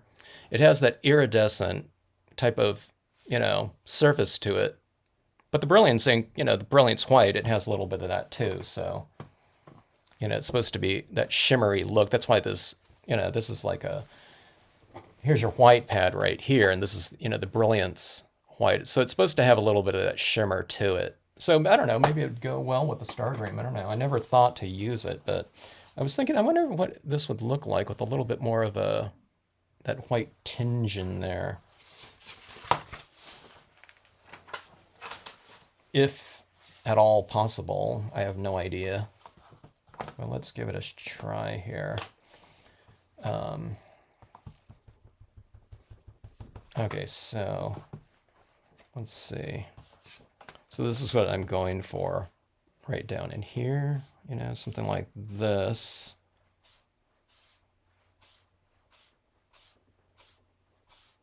Huh. This is kind of fun. So if we did this over like a whole background, we can stamp our trees out on over the front of this in black, right? I might have to use this scrap right here. This kind of looks interesting now, like that, huh?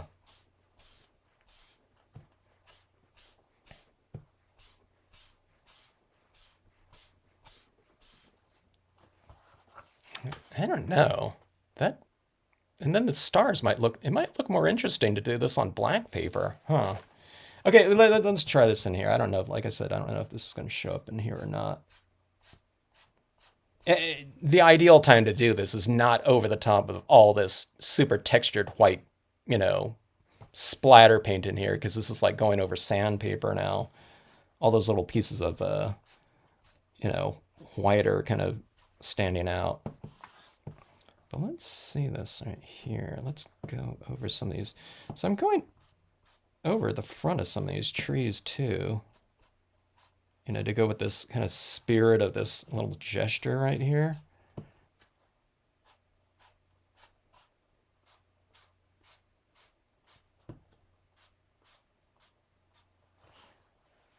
Yeah, I don't know if it shows up like at all, but but actually I think that looked okay down in some of these trees though. I want to get to that black one now.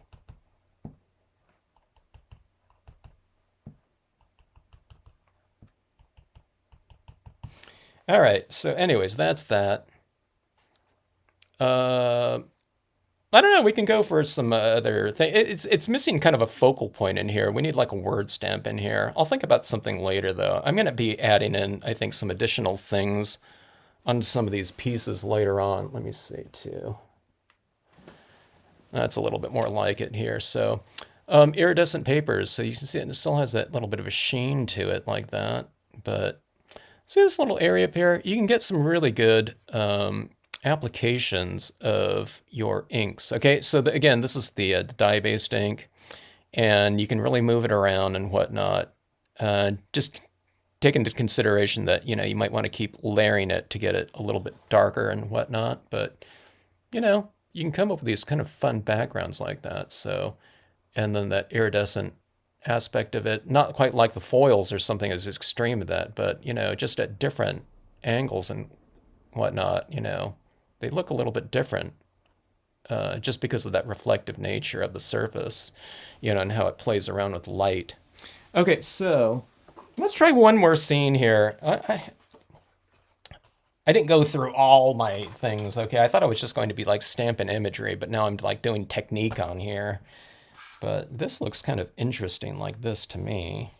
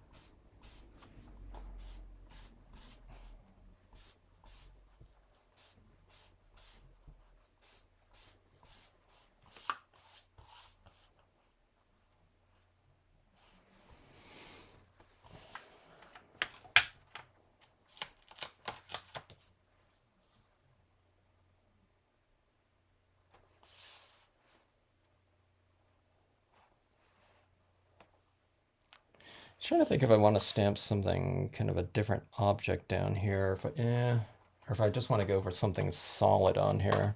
Let's just go for the solids so that I can just concentrate solely on this background here, and it doesn't matter what I stamp, you know what I mean? This, the foreground imagery will be in the solids, so I don't have to worry about kind of retaining or creating, I guess in this case, a lighter area, by blocking out more of the black.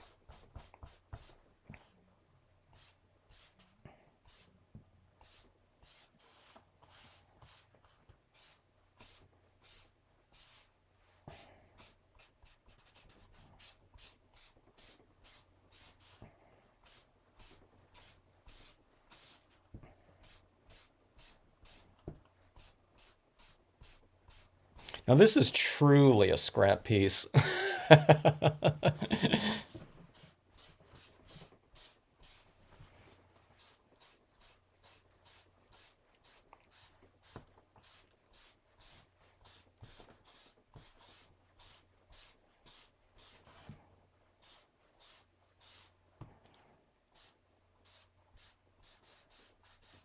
So I keep getting these blobs like that, but being that it's pigment, you can kind of, blend them out a little bit, or a lot.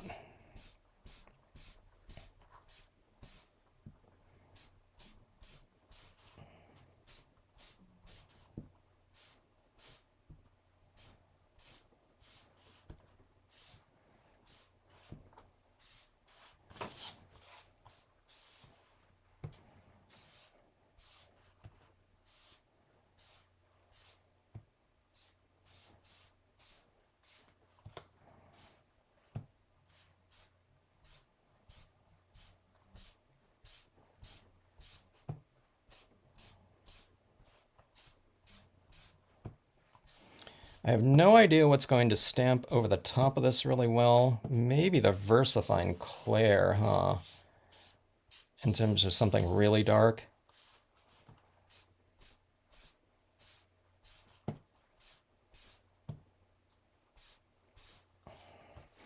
All right. Real smudgy, but we'll see what we can kind of do in here. Oh, so if I do that, then let's do something too. Let's bring in something. Let's combine a couple different things in here. Let's try some additional cloud formations as well. Let's see, did I toss away my custom-made cloud templates that I used earlier today? I think I did. Here's that one. All right, let's try this right here. Let's add in some additional clouds textures in here, and let's see if we can combine a couple of these things. I'm just not quite sure where to put it, or what angle to put it at. Okay, let's see.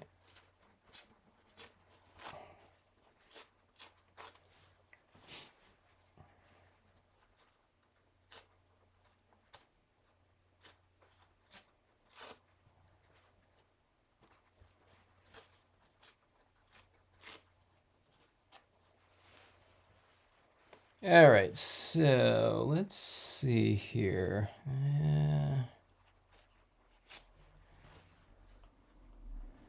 All right, let's get rid of a couple of these little smudgies. Instead of being a smudge, it'll be like a little bit of a cloud.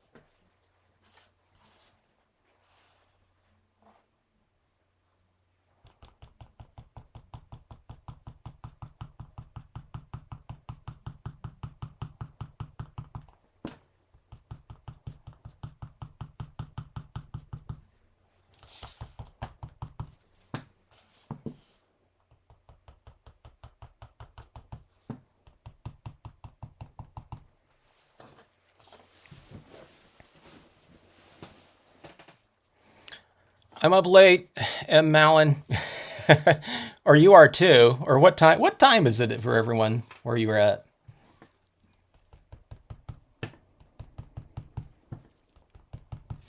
Right here, it is 11:04 p.m. So for me, this is not too late. Sometimes before I've been starting these videos off at like midnight. I don't know if I've done a 1 a.m. one before. Could have, though. It's definitely up at my 1 a.m. for me.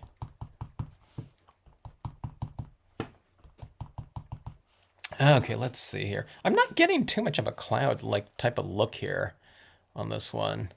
It's because I'm kind of thinking I don't want to cover up too much, but I want to get, I don't know, some of these other textures in there. So I'm kind of doing it like halfway and halfway not. Actually, let me see. I got some of those textures in there. So let me see if I can, I'll kind of do this into them. Okay, they're kind of like part of the wispiness of it now, like that. Okay, that looks a little bit better like that. So you put your clouds and then you like smear them away. All right, so is everyone caught up with me right here? Everyone has this exact same thing, right? This is a stamp along, right? I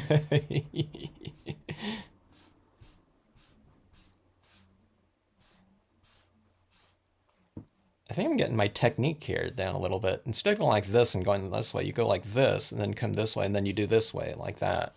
So that you don't get this smudge in there. It's like this illuminated little area like that. Okay. Unless you want it. Now, this thing, I see this little thing like that. So I'm just trying, I like that. So I'm trying to reiterate it, you know, a little or a lot more. That was a lot more. But let's go like that right there. Okay.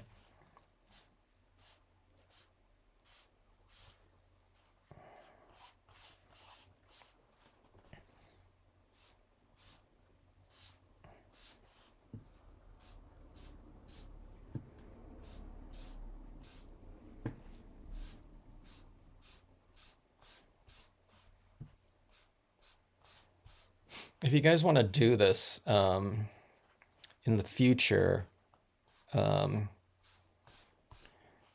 the website, look for a class called Smearing 101. Okay.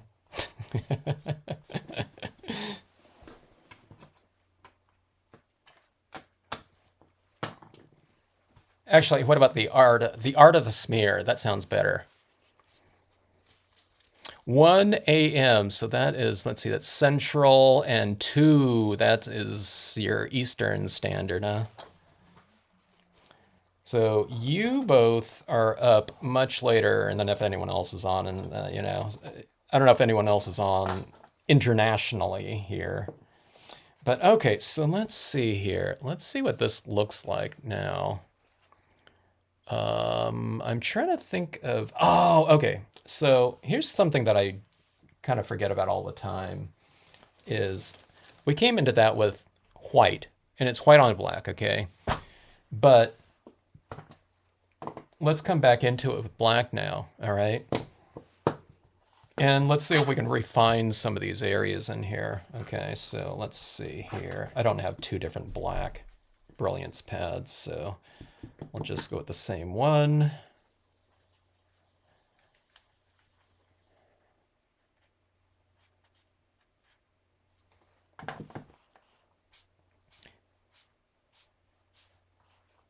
Oh, there we go.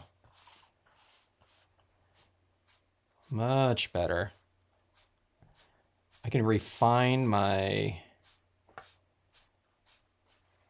streaking. Maybe it should be called Streaking 101, huh? Remember that whole thing? You don't see people streaking anymore. At big sporting events, usually. All right, so there we go. So that looks like that white is, I guess you can just keep going back and forth too. You can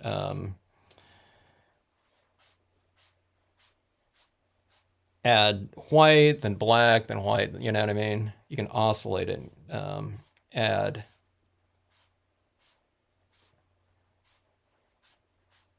It's kind of it's not a subtractive process. It's all additive, but it's almost like it almost is like you're subtracting some things in there. But yeah, oh, that looks like a this would be a fantastic sky if you did a little bit of like a moon or something like that. It looks like a little moon right there. But if you did like a winter night sky, like something like that, that'd be kind of good. That almost looks like ghoulish or something like that. But I think that would be kind of interesting. All right, let's see if we can get some impressions across this. All right, so this is just a matte black piece of cardstock. So I'm guessing that the VersaFine Clair is going to be the. I'm thinking about that full moon in here. I think that full moon might be kind of interesting. Okay, let's get the impressions stamped out here first, and let's decide on that later here. I might leave a little bit of a space for some moon in here. Okay, so I'm going with the VersaFine Clair. If my VersaFine Clair is wet enough. I keep forgetting to get a re-inker for this.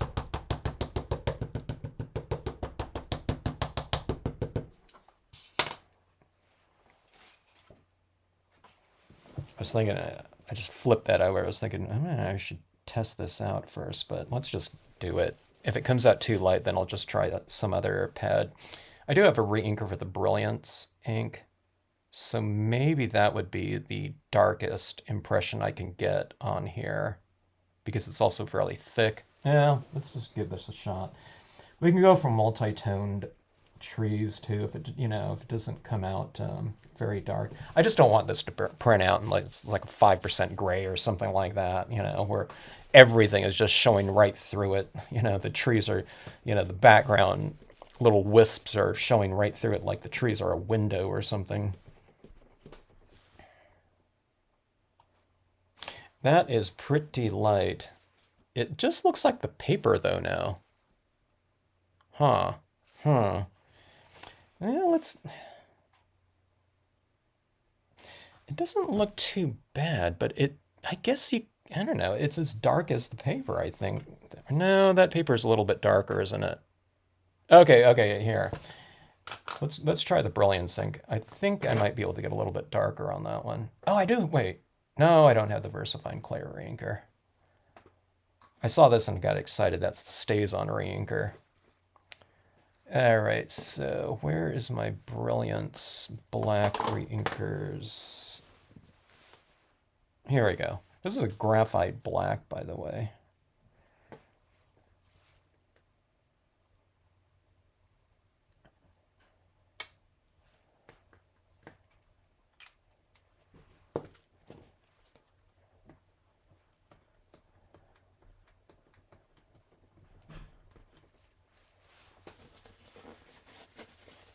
Okay, so that was the VersaFine Clair. That's an oil-based pigment ink. I better clean this stamp off first.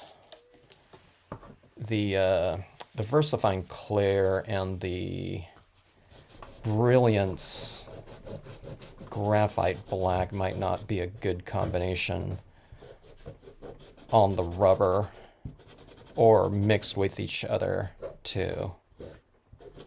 Sometimes it dries funny on the stamps. I mean, you just have to wash it off afterwards or clean it off, but I don't want to have to do that degree of scrubbing on there. Okay, so let's give this a try and see how this goes. All right, there's a pretty good slathering of ink on there. You can kind of see it, right?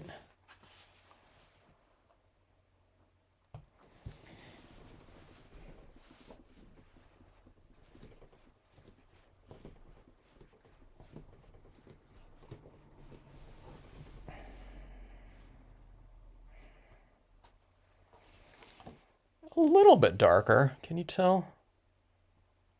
It's not super dark though. Let's just keep going.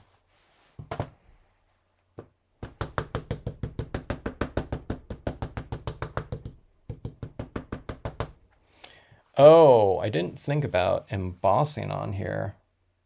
I don't think I want to do that though. But that might give it a really dark impression. And plus, maybe spray sealing this too. When you spray it with an acrylic paint, I mean, acrylic spray sealant, sometimes you can get quite a bit darker with that. In fact, this whole thing is going to darken it, I think. But if it doesn't get too dark, or dark enough, it might not be a good technique here that we'll employ too much going forward. We'll see. Let's see here. Let's go with a little bit of a thicker variation of trees in the form of the spruce large. As a matter of fact, nah, I was thinking maybe the spruce large would look good on that last piece that I did as well, but that one's already done.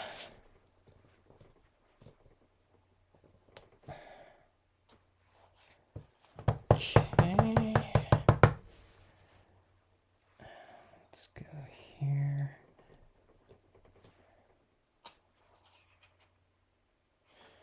That looks quite a bit darker, but maybe because it's still wet for some reason, you know.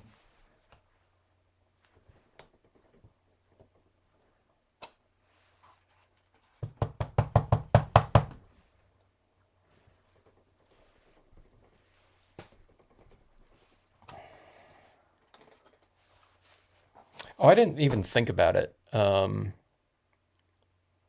Stamping these trees in white might have been cool. I don't know if it's too late for that. I think it's too late for that. Maybe, I don't know. There's a little bit too much redundancy on here going across there. I need my, let's see. Where are my leafless pine trees? Are they right here on my desk somewhere? Let me see if I have those handy here.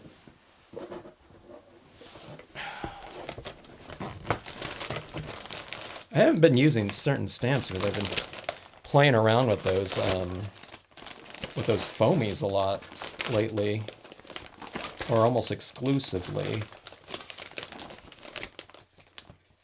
Okay, here we go.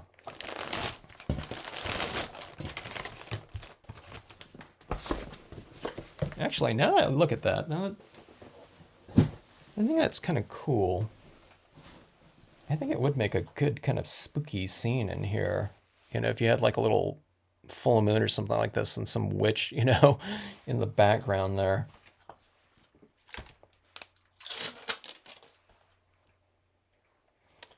All right, let's see.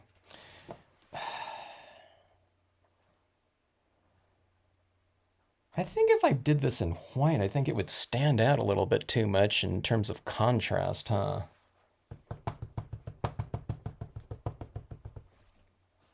I want to try this again, but do the trees in white, I think. Not tonight, though.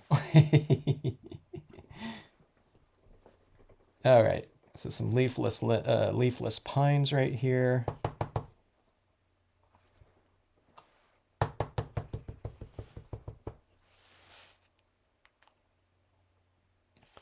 It's like a little bit more dimensional with every layer of a tree that I lay down in here, I think.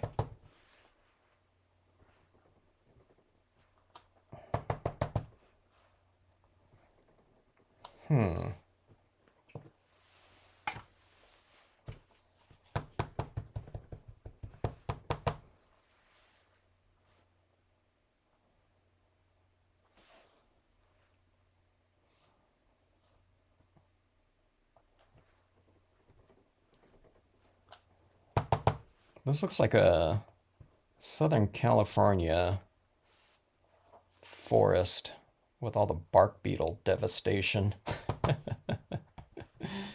There's been so much drought that the trees are getting attacked. You know, this has been going on for like 20 years. They get attacked by this thing called a bark beetle, which has been around forever, but there's just the trees don't have enough sap to fight them off like they normally do. So you go up into the higher elevations around here in the mountains. You know, there's a lot of mountains in in Southern California that get to about 11,000 feet. So there's a lot of pine forests in Southern California and Big Bear and Idlewild and stuff like that. But it's just like depressing when you go up there and it's like so many dead trees. Really prone to fire. Um, when there is a fire, it just burns like crazy in those areas. But yeah, leafless pines like that. All right, so I didn't splatter paint this one because I think that would be a little bit too much in here, but I'm just going to go in here with my paint pen and add in some little touches in the background there. And, I don't know, just little, I don't know if they're focal points of light, but just kind of a little bit of a textural kind of additions in here, which I think will add to this overall. This kind of growing on me, a little bit more in terms of a potential technique. Like I said, now that I see this with the layering of the trees down here, I don't know. I mean, that would be perfect for this kind of like spooky moon type of thing, if we rewind a couple months and go back into like Halloween type of setting. Or you can do this on, you can do this same type of thing, I think, on a dark blue or something like that. It doesn't have to look that kind of ominous. But if you had like some tombstones or something like that, instead of like these background trees in here, I mean, I think that'd be pretty cool. Okay, so let's see.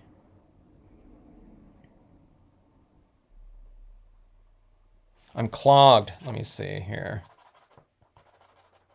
Here we go.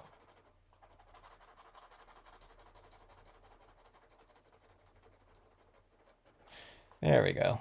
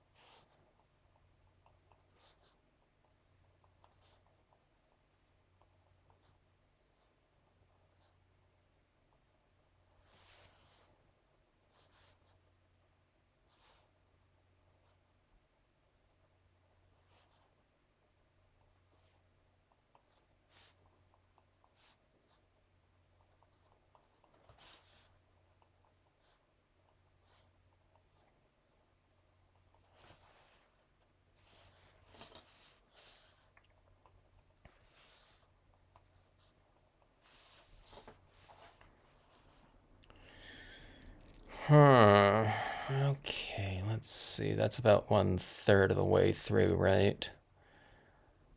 Here, here, and here. Okay, so right there. Okay, so see this right here? That's like 1, 2, 3. I'm going to put another star right here.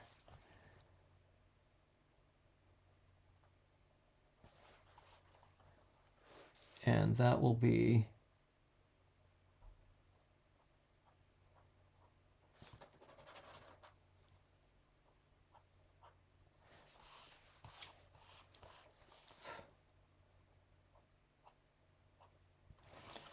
my focal point.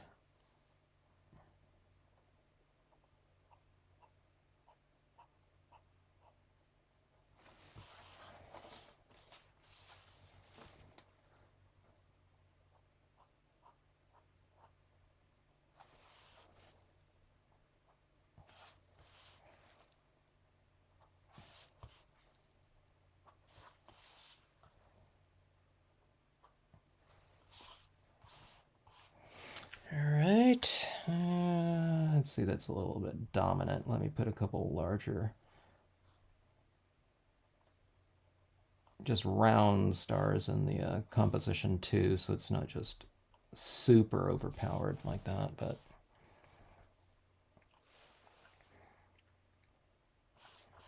I'm going to put another small one. That's a little bit strong there, so let's do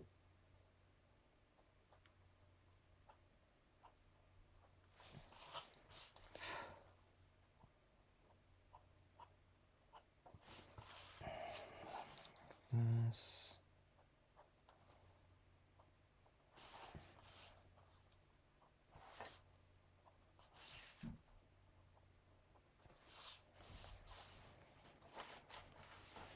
Okay, and let's go. I don't want it too symmetrical in here. I'm thinking about right here, that one.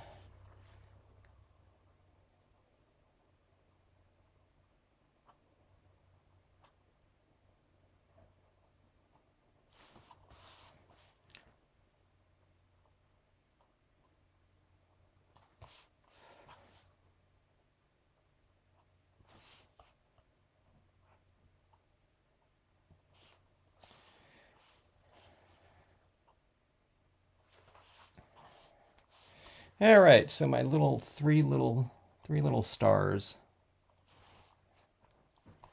in my little scene here. Yeah, North Star here. Doesn't, I don't know, isn't this like doesn't look like a Christmas card to you? Yeah, yeah, if you had a little Santa on its sleigh there, you know what I mean? Instead of like tombstone and bats. Oh, here, let me put a little bit here. I'll do a little bit of something on here. I'm going to add a little bit of, starlight on a couple of these trees here. Not too much, but just a little bit.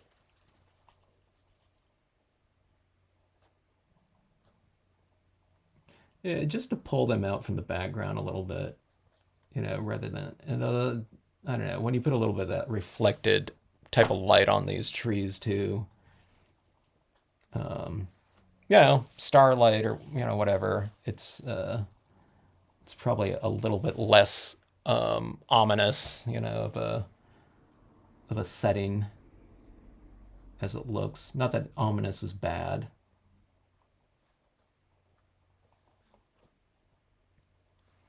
But this is also doing something to help out with the, I don't know, kind of the dimensional kind of layering in here of the imagery. But here you see some of those little highlights on a couple of these trees here, like that.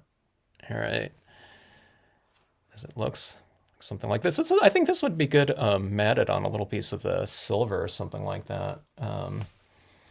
Something of that sort. So, all right, that's one of the darkest pieces I've ever stamped out, I think. It might even be darker than the this one video that I did.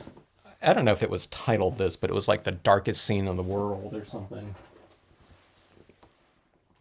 It was just done on a piece of white, cardstock too. So let's take a look at these pieces of scrap here in terms of, maybe, slightly unconventional sizes. I don't know. They're not really unconventional sizes because, like I said, people are doing bookmarks all the time. This one's like really long here though, but, oh, I don't know. It's pretty fun stuff. Actually, this one still might benefit from like a word stamp or something up here, I think. I don't know, maybe it's too textured in here. I wouldn't mind that stamp that just says peace in here or something. I don't know, I'll figure it out. Or maybe I'll just put a couple crystals on it or something like that. You're getting some glare here. There, like that. And now this one's like a really unconventional piece. I don't think I've stamped it. This looks it's almost like a dollar bill or something like that size right here. Let's see if this is dry. Yeah, it's still a little bit tacky. Now remember, I just re-inked that gold pad too, so. But like I said, this one will dry on its own, or you can kind of expedite the process a little bit with a little bit of you know, heat setting if you want to, but I don't know, some different scraps here with some different looks. A couple little different things that I tried on here this time around too, which is good. You know, you should always kind of throw in a couple of new little twists or something like that if you want to, you know, play around with something, but still kind of employ the same types of techniques that you've been using. It's good to kind of keep things a little bit more fluid too. And like I said, on this one, it was the extra white back into this area, which kind of led to this here, which, you know, I don't know if I'll use or not, but I sure like that cloudy, wispy night sky up there. It's just a matter of if we can get some imagery showing well down here. Now, the solid imagery, I think, works out decently, but maybe having some things stamped out in black and then raised maybe in like a clear embossing would look even better on something like that. But I don't know, you know, if you want to go for something that's very subtle or something like that. This would make a good background too, I think, if you want to stamp something like a word stamp over the front of it in like white ink, you know, something like that might be kind of interesting. So, yeah. All right, so a bunch of scraps. Definitely not a very colorful, you know, type of you know, live session here at all. But I don't know, some different fun applications that I haven't used in quite a while. I really like this one right here. This one was, I wasn't quite sure which direction this one was going until I added that white, and then it was like, oh yeah, the white really brings these things together. It could be said for all of these too. You know, when you're going, you know, so minimal, it's to really kind of expand on the value range of things by having something, you know, reasonably light in here, kind of absent colors and temperature, you know, and hue, you know, besides what you're starting with on the surfaces, you know, so value is a good area to kind of add that richness into your scenes and a value range. So having something like white in this piece right here, I think is helping it out a decent amount with those stars and whatnot.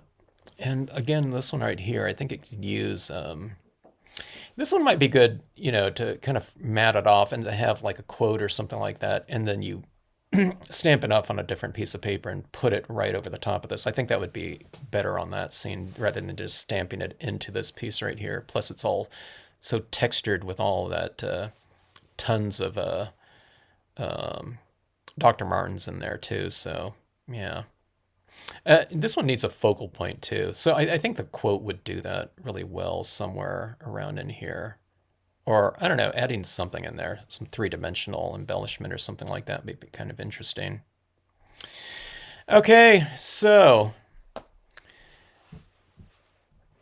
CM probably, it took it off a while ago. If anyone's still on here, thanks for checking these out.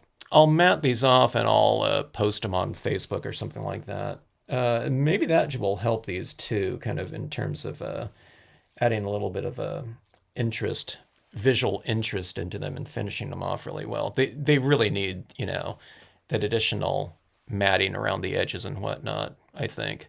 These two right here, I think, would be good with like a, you know, matted in silver or something like that, because that's just white up there, but it has kind of a silverish type of look to it to me. This one right down here, white and gold or something like that, just another piece of gold. And this one right here just might be another piece of white or something like that.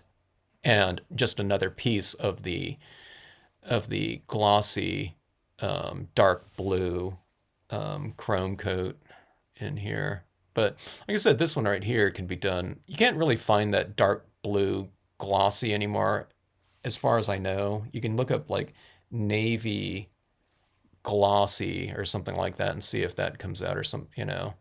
But there's a lot of the black glossy out there. So if you want to do something similar to this and those types of effects, I think the black would be fun to play around with that too.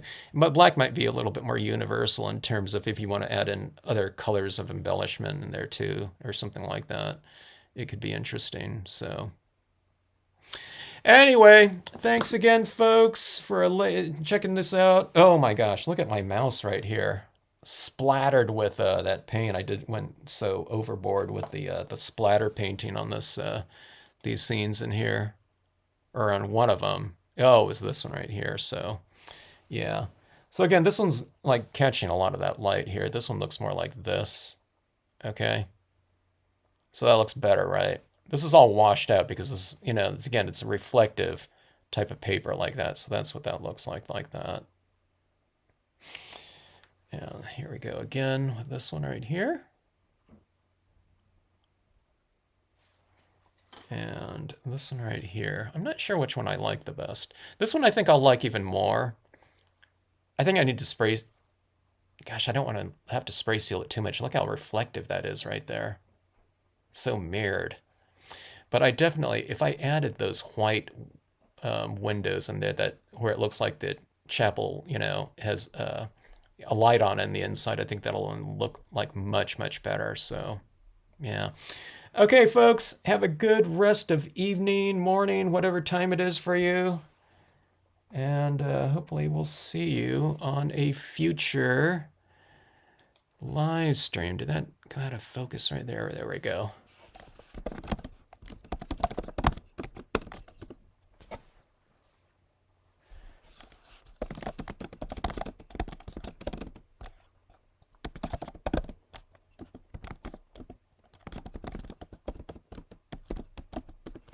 There we go.